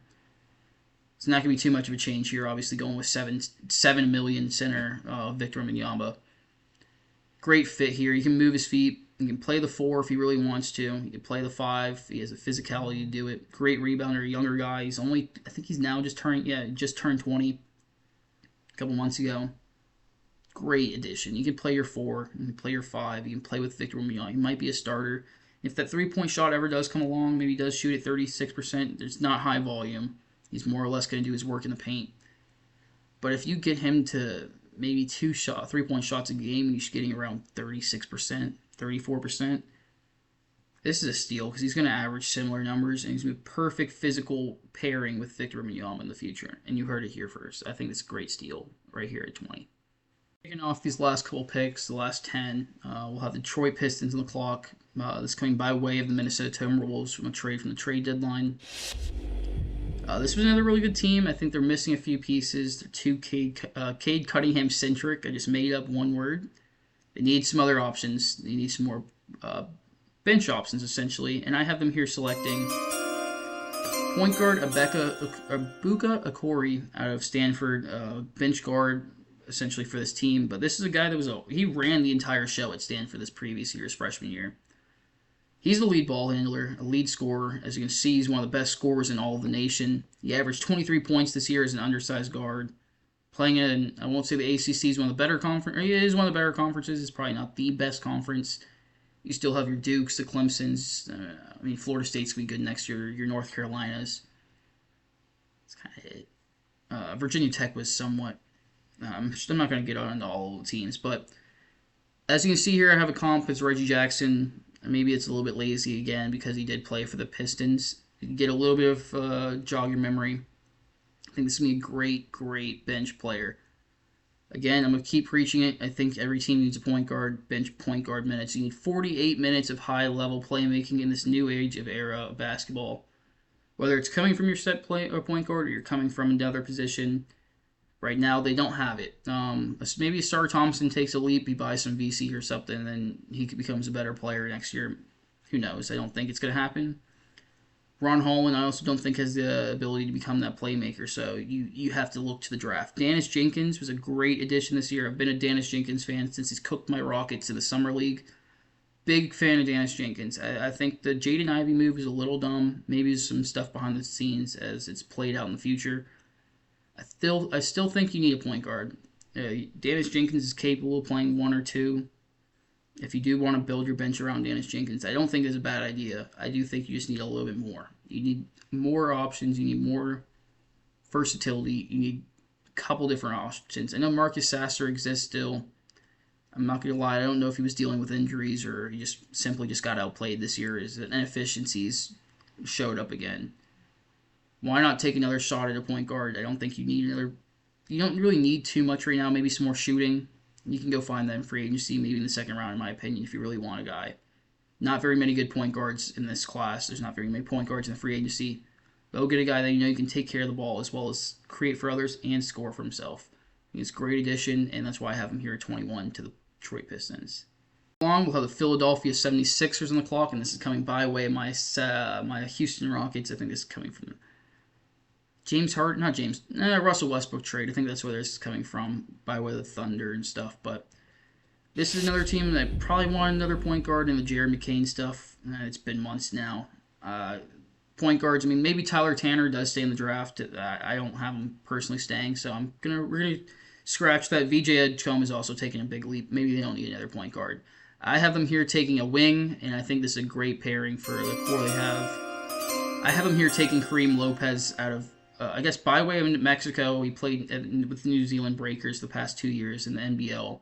Probably the third best league in all of the planet in existence. It's not a bad league.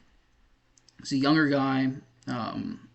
Still only going to be 19 coming into this year. He's very young, or for this draft, I guess. I don't know exactly where you're going to fit him in. I don't know where his role is going to be yet.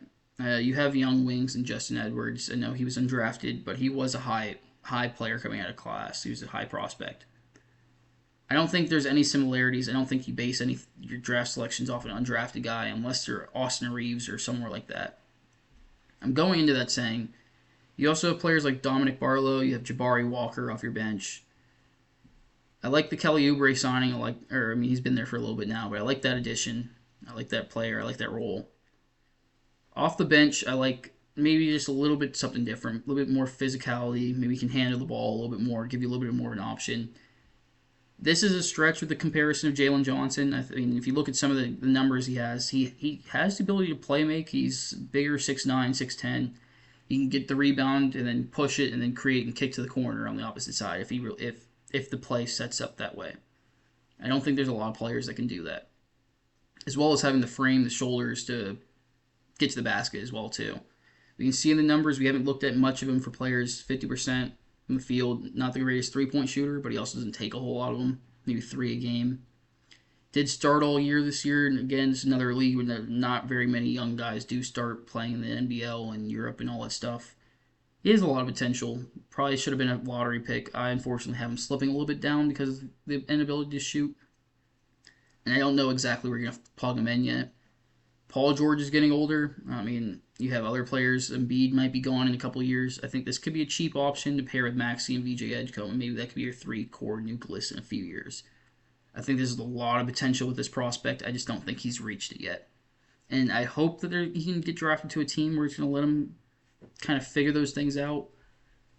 Inevitably, I don't think that's going to happen maybe until an expansion in 2 years. So maybe this is a player that's going to get traded in a couple of years, but I think this is a great fit for him right now. Maybe he isn't going to be even cracking the rotation, but good rotational or good development piece for the Philadelphia 76ers, in my opinion. Continuing on, we're at pick 2-3.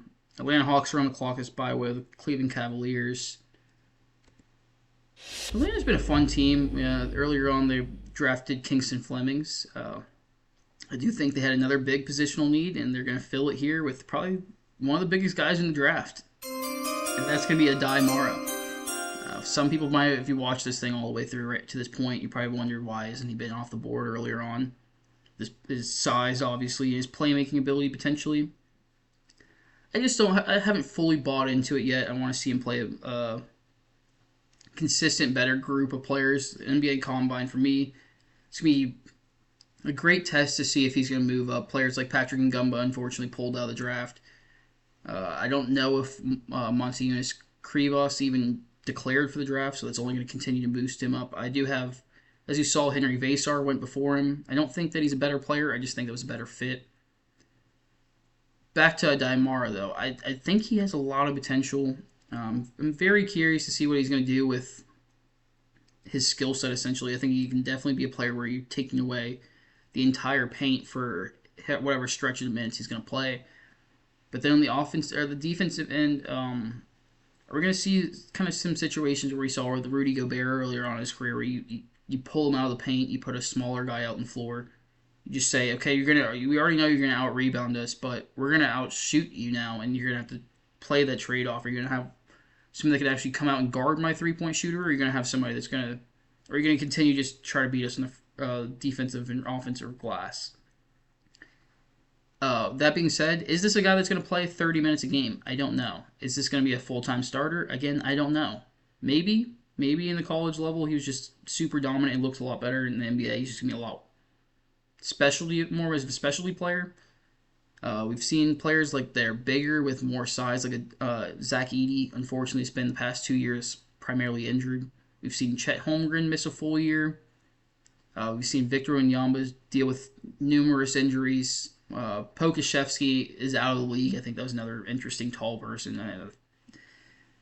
Not really comparable at all. I know. What are we going to see from Aday Mara? I can't instantly just throw him in the top 10 for those reasons. I think there's still some questions. We've seen players like Luke Kornet been really great, 18 minutes off the bench in spot starts.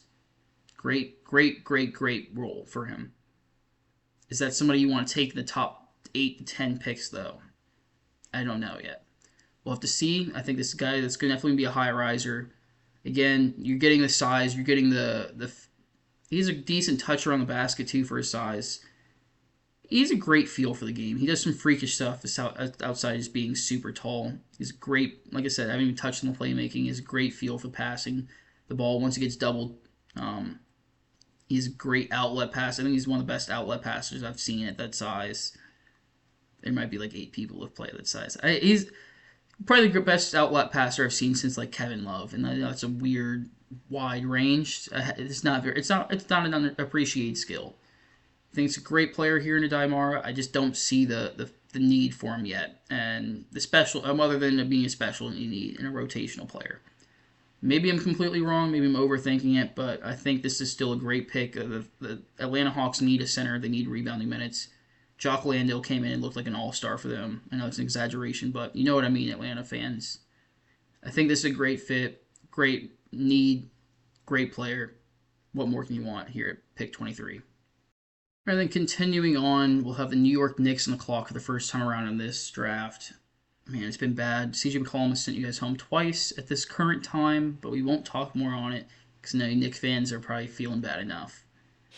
A little surprised. This is the first time around in my personal draft. I won't be projecting Zuby Edge 4. I think he'll still be there in the second round for you guys. I still think it's a lock to go to the New York Knicks, but Here I have them here selecting Amari Allen out of Alabama, another freshman, and this is going to be my first prospect where maybe he's going to be in the class, maybe he's not. He did declare, but he's also going to maintain his eligibility. I personally think this is a guy that's going to boost his stock. I think he's going to be going in this draft. I think he's a great player.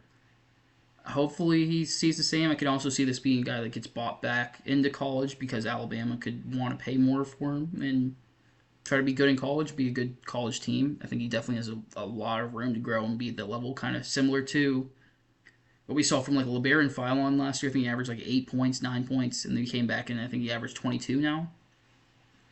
I'm not saying Amari Allen could do that, but in college, in high school, he averaged like a triple double, pretty much a 35-point triple double with like 12 or 14 rebounds. Freakish guy. I have him compared to Jalen Williams because I do believe he can do everything on the court. I think he's a great defender, great playmaker, great shooter, really good defender. I probably already said that now, but point of attack defender. He's going to be up on the ball. He's going to be your annoying pest. Great prospect.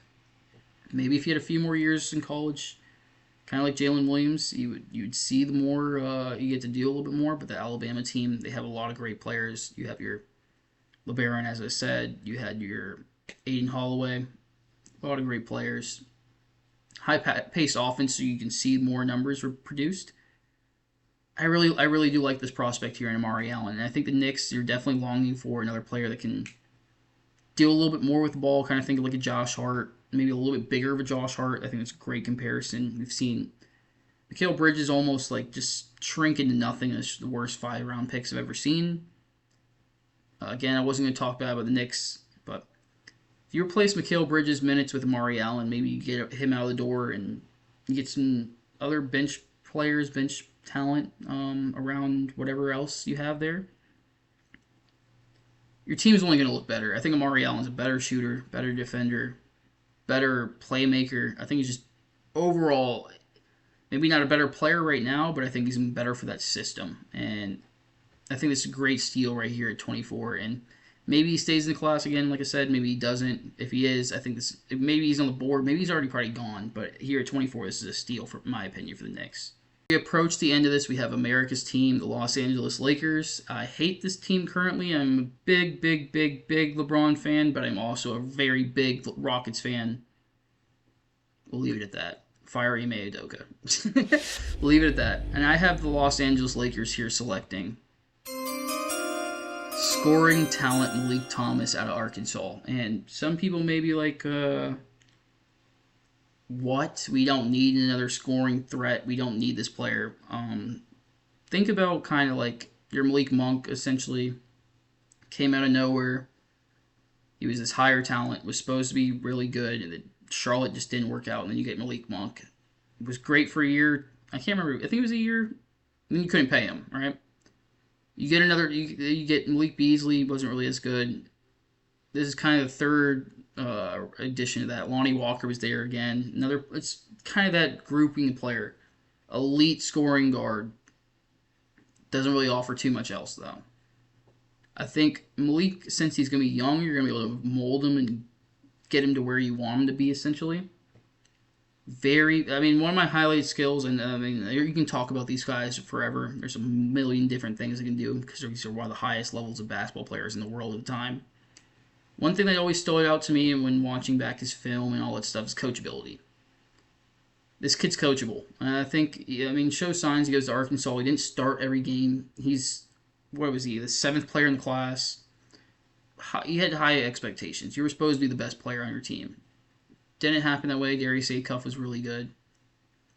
Come off the bench even for some of these games, but towards the end of the year, you didn't care. You accepted your role, you bought in, you learned, you listened, you knew you're going to get to the position you wanted to be by just listening and taking your turn and observing and becoming better overall as a human. It's not really what we're watching here for you to watch, but you're here for basketball, but you became a better basketball player too. And I think with that, with here drafting Malik Thomas, you get another scoring guard, another bench option. Maybe you lose Luke Kennard here, not free agency. I think it's a great pick here for the Los Angeles Lakers here at 25. We're gonna into the last 5 picks this draft. I know you probably sat around. It's probably maybe almost an hour into this at this point, maybe even longer. Who knows? I can't remember how long I've gone for at this point. How do we get Nikola Jokic back to a championship and solidify his career as just not a 1 year wonder? I know it's crazy, and I'm not gonna get. I'm not even gonna defend what I said. Great player, obviously one of the best players of all time. You want another championship. I have them here selecting Alex Karaban out of UConn, a senior. I think, is this my first senior? Or no, yeah, Axel. So, second senior, I think. People aren't agreeing with this pick. I already know. Why are we taking Alex Karaban at 26? We probably can get this guy in the second round. I don't think he's going to be there in the second round. We saw players like Baylor Shireman shoot up to 30 because Boston wanted him. At this point, 26, you're not guaranteed to hit in the NBA anyway. Go get a positional fit. Cam Johnson hasn't been as good. Aaron Gordon's only going to get older. Go get a young talent where you know he's going to be good defensively. He's going to be able to fit in your system. He's going to fit off of Nikola Jokic and Jamal Murray. His one translatable skill is shooting. Oh, I mean defense too. I mean he's great. I think he's a great defender. But also he's been to the championship 3 times in his 4-year college career. He's won 2 championships. He's won a lot in his college career, is what I'm saying. He's a really decorated college career player. He's not the most flashy player. He didn't play for the most flashy coach. I mean, actually, Dan Hurley might be a more flashy coach than all of UConn's players, essentially. But really well-coached guy. He's a smart kid. He knows the game in and out. He makes a lot of the right reads. Underrated playmaker, underrated defender. He can guard up. He can guard down. I think he can definitely play probably your 2 through 4. And playing off of a player where you're like Nikola Jokic, where he's going to be able to find you with his eyes closed, you need players that consistently are going to be able to knock down the open shots and be able to take advantage of the advantages that are given to your team. Nikola Jokic creates so many of those advantages. You can't have Bruce Brown as your primary kick-out option all the time. You know what I mean? You need threats. You need offensive threats, and you need defensive versatility. This guy offers both of them, and he's a 2-time champion. What more could you want? The end goal is to win the championship. You only get to the championship games when you surround yourself by people with the similar goal. Christian Braun was another great addition.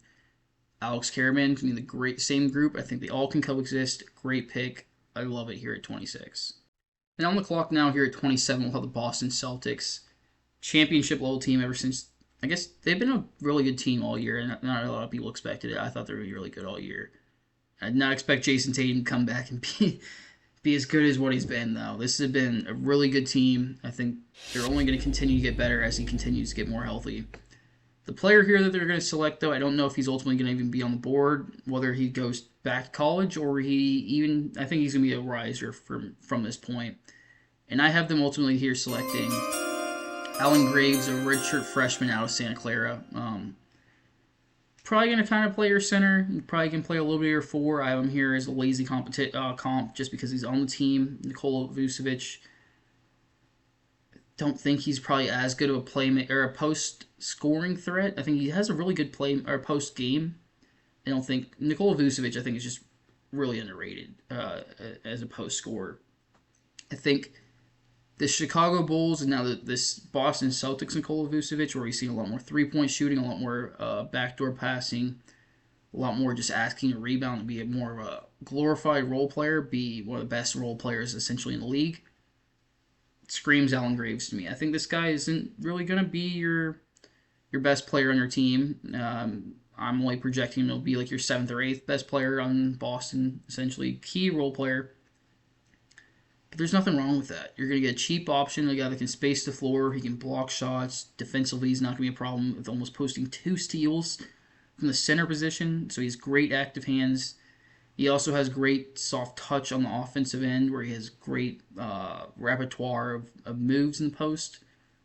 I really like this prospect a lot. And he also is a guy that you don't have to worry about the locker room issues either. He was the Gatorade Player of the Year in Louisiana. Somehow still ended up unranked. Goes to Santa Clara of all schools. So just everybody's overlooked him. He's not been treated as good of a basketball player as what he's supposed to be. Gets to Santa Clara and they say, hey, look, kid, you're the Gatorade Player of the Year, but we're going to need you to redshirt.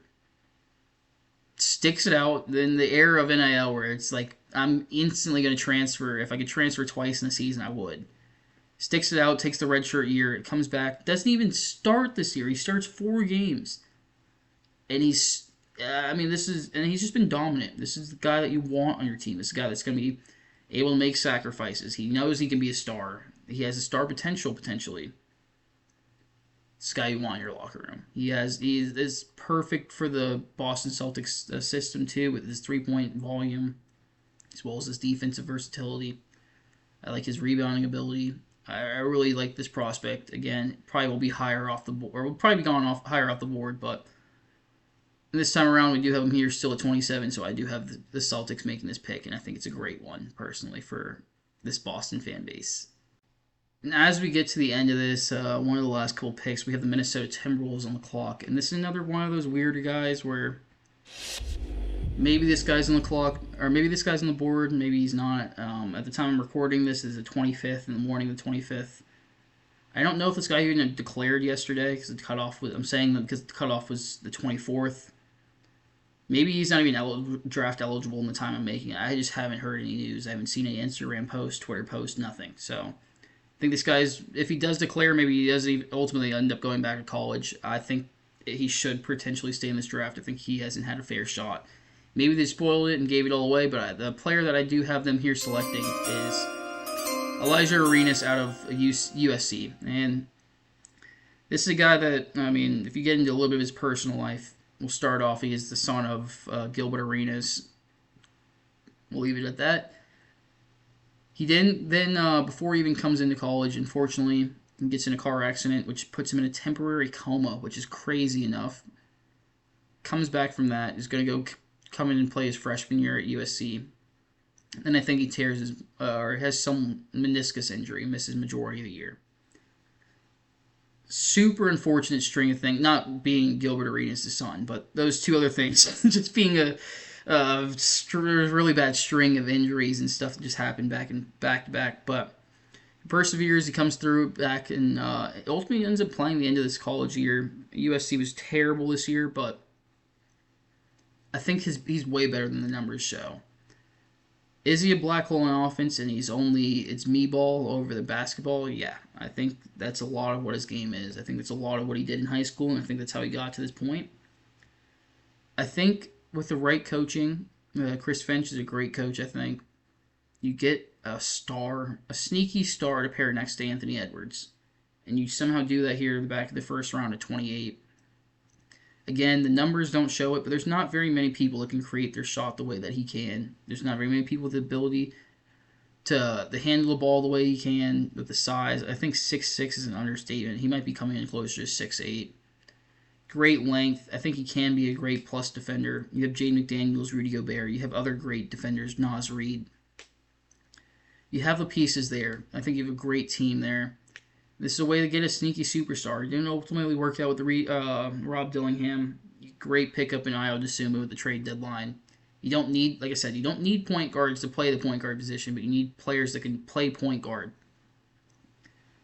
He's not really a great playmaker yet. He's not really going to create too much for others, but with coaching, with the scoring ability he has, this guy is going to come in, be one of the best scorers. I don't care about the efficiencies. Again, I told you with the tragedies, and he's only played 14 games. He's going to be good. He's going to be really good. It's going to be overlooked. The draft cycle is going to be perfect. The NBA Combine. I hope he declared because he's going to come in and look a lot better than what he is, or what these numbers show. He's been on my board for a while, and I really do hope he did and ultimately stay in the draft, and I have him here selected at 28 for that reason. Then getting towards the end of this draft, we have the Cavaliers on the draft, or on the clock for the first time around in this. This is another really good team. They have a lot of talent. There's only a couple positions I personally think, and I do think they personally do need a big man. Spoiler: in the next couple seconds, I'm gonna have them selecting a big man. So with that, I have them here selecting Chris Sinak Jr. out of Houston. This is a guy that personally I think one of the biggest fallers of this college season. I guess spoiler, I'm not going to have Nate Ament in the first round, so I guess Nate Ament's another one of those guys that's just bigger fall, or he fell off this year, essentially. I don't think it's really Kristenak's fault. He's not a center. He's more or less a power forward. He's going to take a lot of outside jump shots. He has decent form. Then ultimately all of them fall down or fall for him this year. It happens a lot with freshmen. It's not the worst thing in the world. I think he's a really, really good rebounder. He has some decent length. He's not going to be a shot blocker, which is a little bit of another problem. But you have Evan Mobley. You have Jarrett Allen. That's why I selected him here. The problem is when Jarrett Allen or Evan Mobley get hurt, your whole system, I feel like, gets messed up and gets altered because you don't have any bench players that can simulate either one of their gameplay. I'm not saying Kristenak's going to instantly be Evan Mobley or Jarrett Allen. Man, my nose, this whole thing has just been itchy. Sorry. I think this floor spacing and the ability to dribble a little bit, not take people off the dribble, but just handle it, be comfortable with it. The shooting, the floor spacing, and the rebounding ability. You can take Evan Mobley out of the game and put Kristenak in and run him with Jarrett Allen. You can take Jarrett Allen out and run Kristenak with Evan Mobley. They can coexist. All three of them can be a big rotation. Injuries happen, you can plug and play. They can all coexist, and this can be a cheap option for 4 years. I think I've harped on it enough in this video. I think guard play is really important. I think point guard play is really important. But I also think center play is really important. It's starting to get big again where you need to be able to rebound the ball. I'm really excited to see Kristenak where he gets drafted.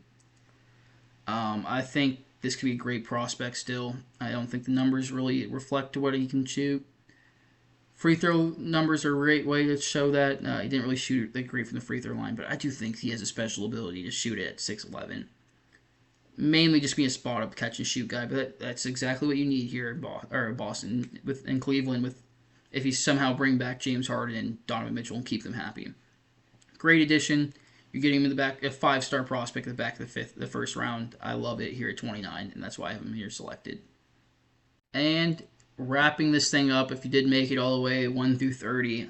One, I appreciate you for listening to my voice for the entirety time. And that probably was a little bit rough, but we'll get through this last pick. It'll be okay. It'll be okay. Dallas Mavericks are on the clock. This is coming by way of the Oklahoma City Thunder. Wrapping up like this first round, like I said. And a little spoiler, we're going to keep the Texas kid home. I know there's multiple of them. Great schools in Texas. I have another pairing here with Dalen Swain out of Texas, a junior. I think this is another great grab here. This guy that can coexist with Cooper Flagg. He can coexist with Keaton Wagler, previous pick at number 8. All three of those guys I see coexisting being your starters. I hinted into it earlier. I said Kyrie, Wagler, Flagg, and Lively or Gafford. Here's your 5th starter. I don't think that's what's going to happen day one. I think you have probably a little bit of a meshing issue with whether you're going to keep Najee Marshall, PJ Washington still exists. That's a great core, though. It's a lot of options. It's a lot of versatility. Great defender here. One of the best isolation scorers in all of college basketball last year, actually. Texas, if you did not watch them too much, they like to run a lot of isolation throughout 1 through 5. Isolation for the center would just be post touches, was what I'm hitting at. Their point guard was a lot of isolation. Tremont Mark was a lot of isolation, especially towards the end of the year. He was one of the best isolation players by points. I know analytics, I'm not a big fan, but I'll cherry pick him. Great isolation player. Thing is with 3-point shooting, his 3-point shot, I think, increased like 7% this year, 8%, maybe even 13%. Ridiculous jump. He was not a great shooter last year at Xavier. The volume's still really low. He's not really going to be one that takes it off the dribble. But you have Keaton Wagler and you have Cooper Flagg that are going to create off the dribble. So you're going to be more of a catch-and-shoot guy. I like the fit. I really do like the fit. He's younger still. Like I said, the 18 to 22 range, I still all group him all as one. He has a lot of room to develop. The mindset's still there now. He can create for others. He has the ability to dribble and create for others. He has the ability to create for himself. He has the size. He's going to be a great defender. I really like this fit. I really like this pick. And again, this is another guy that's really coachable. You see the development. I know I had it earlier from Malik Thomas. It's another guy. I mean, I could have put defense, but I do really think he's a coachable guy. We've seen the development. He wasn't really the greatest player his freshman year. I mean, he was still a top 100 player. What happened? Yeah, 96, top 100 player. Major improvements his sophomore year, and now we've seen the growth from him to this junior year. I think the sky's the limit here with great coaching of Jason Kidd. Great fit next to Cooper Flagg. I really do like this fit. And that's going to be it for me, pretty much. It was 1 through 30 the first round. I appreciate you sticking around. We're going to have more draft content coming. Probably want to get maybe 2 or 3 more picks or videos out like this before the end of the year. But that being said, it's going to be it for me, and I appreciate you guys, and see you guys next time.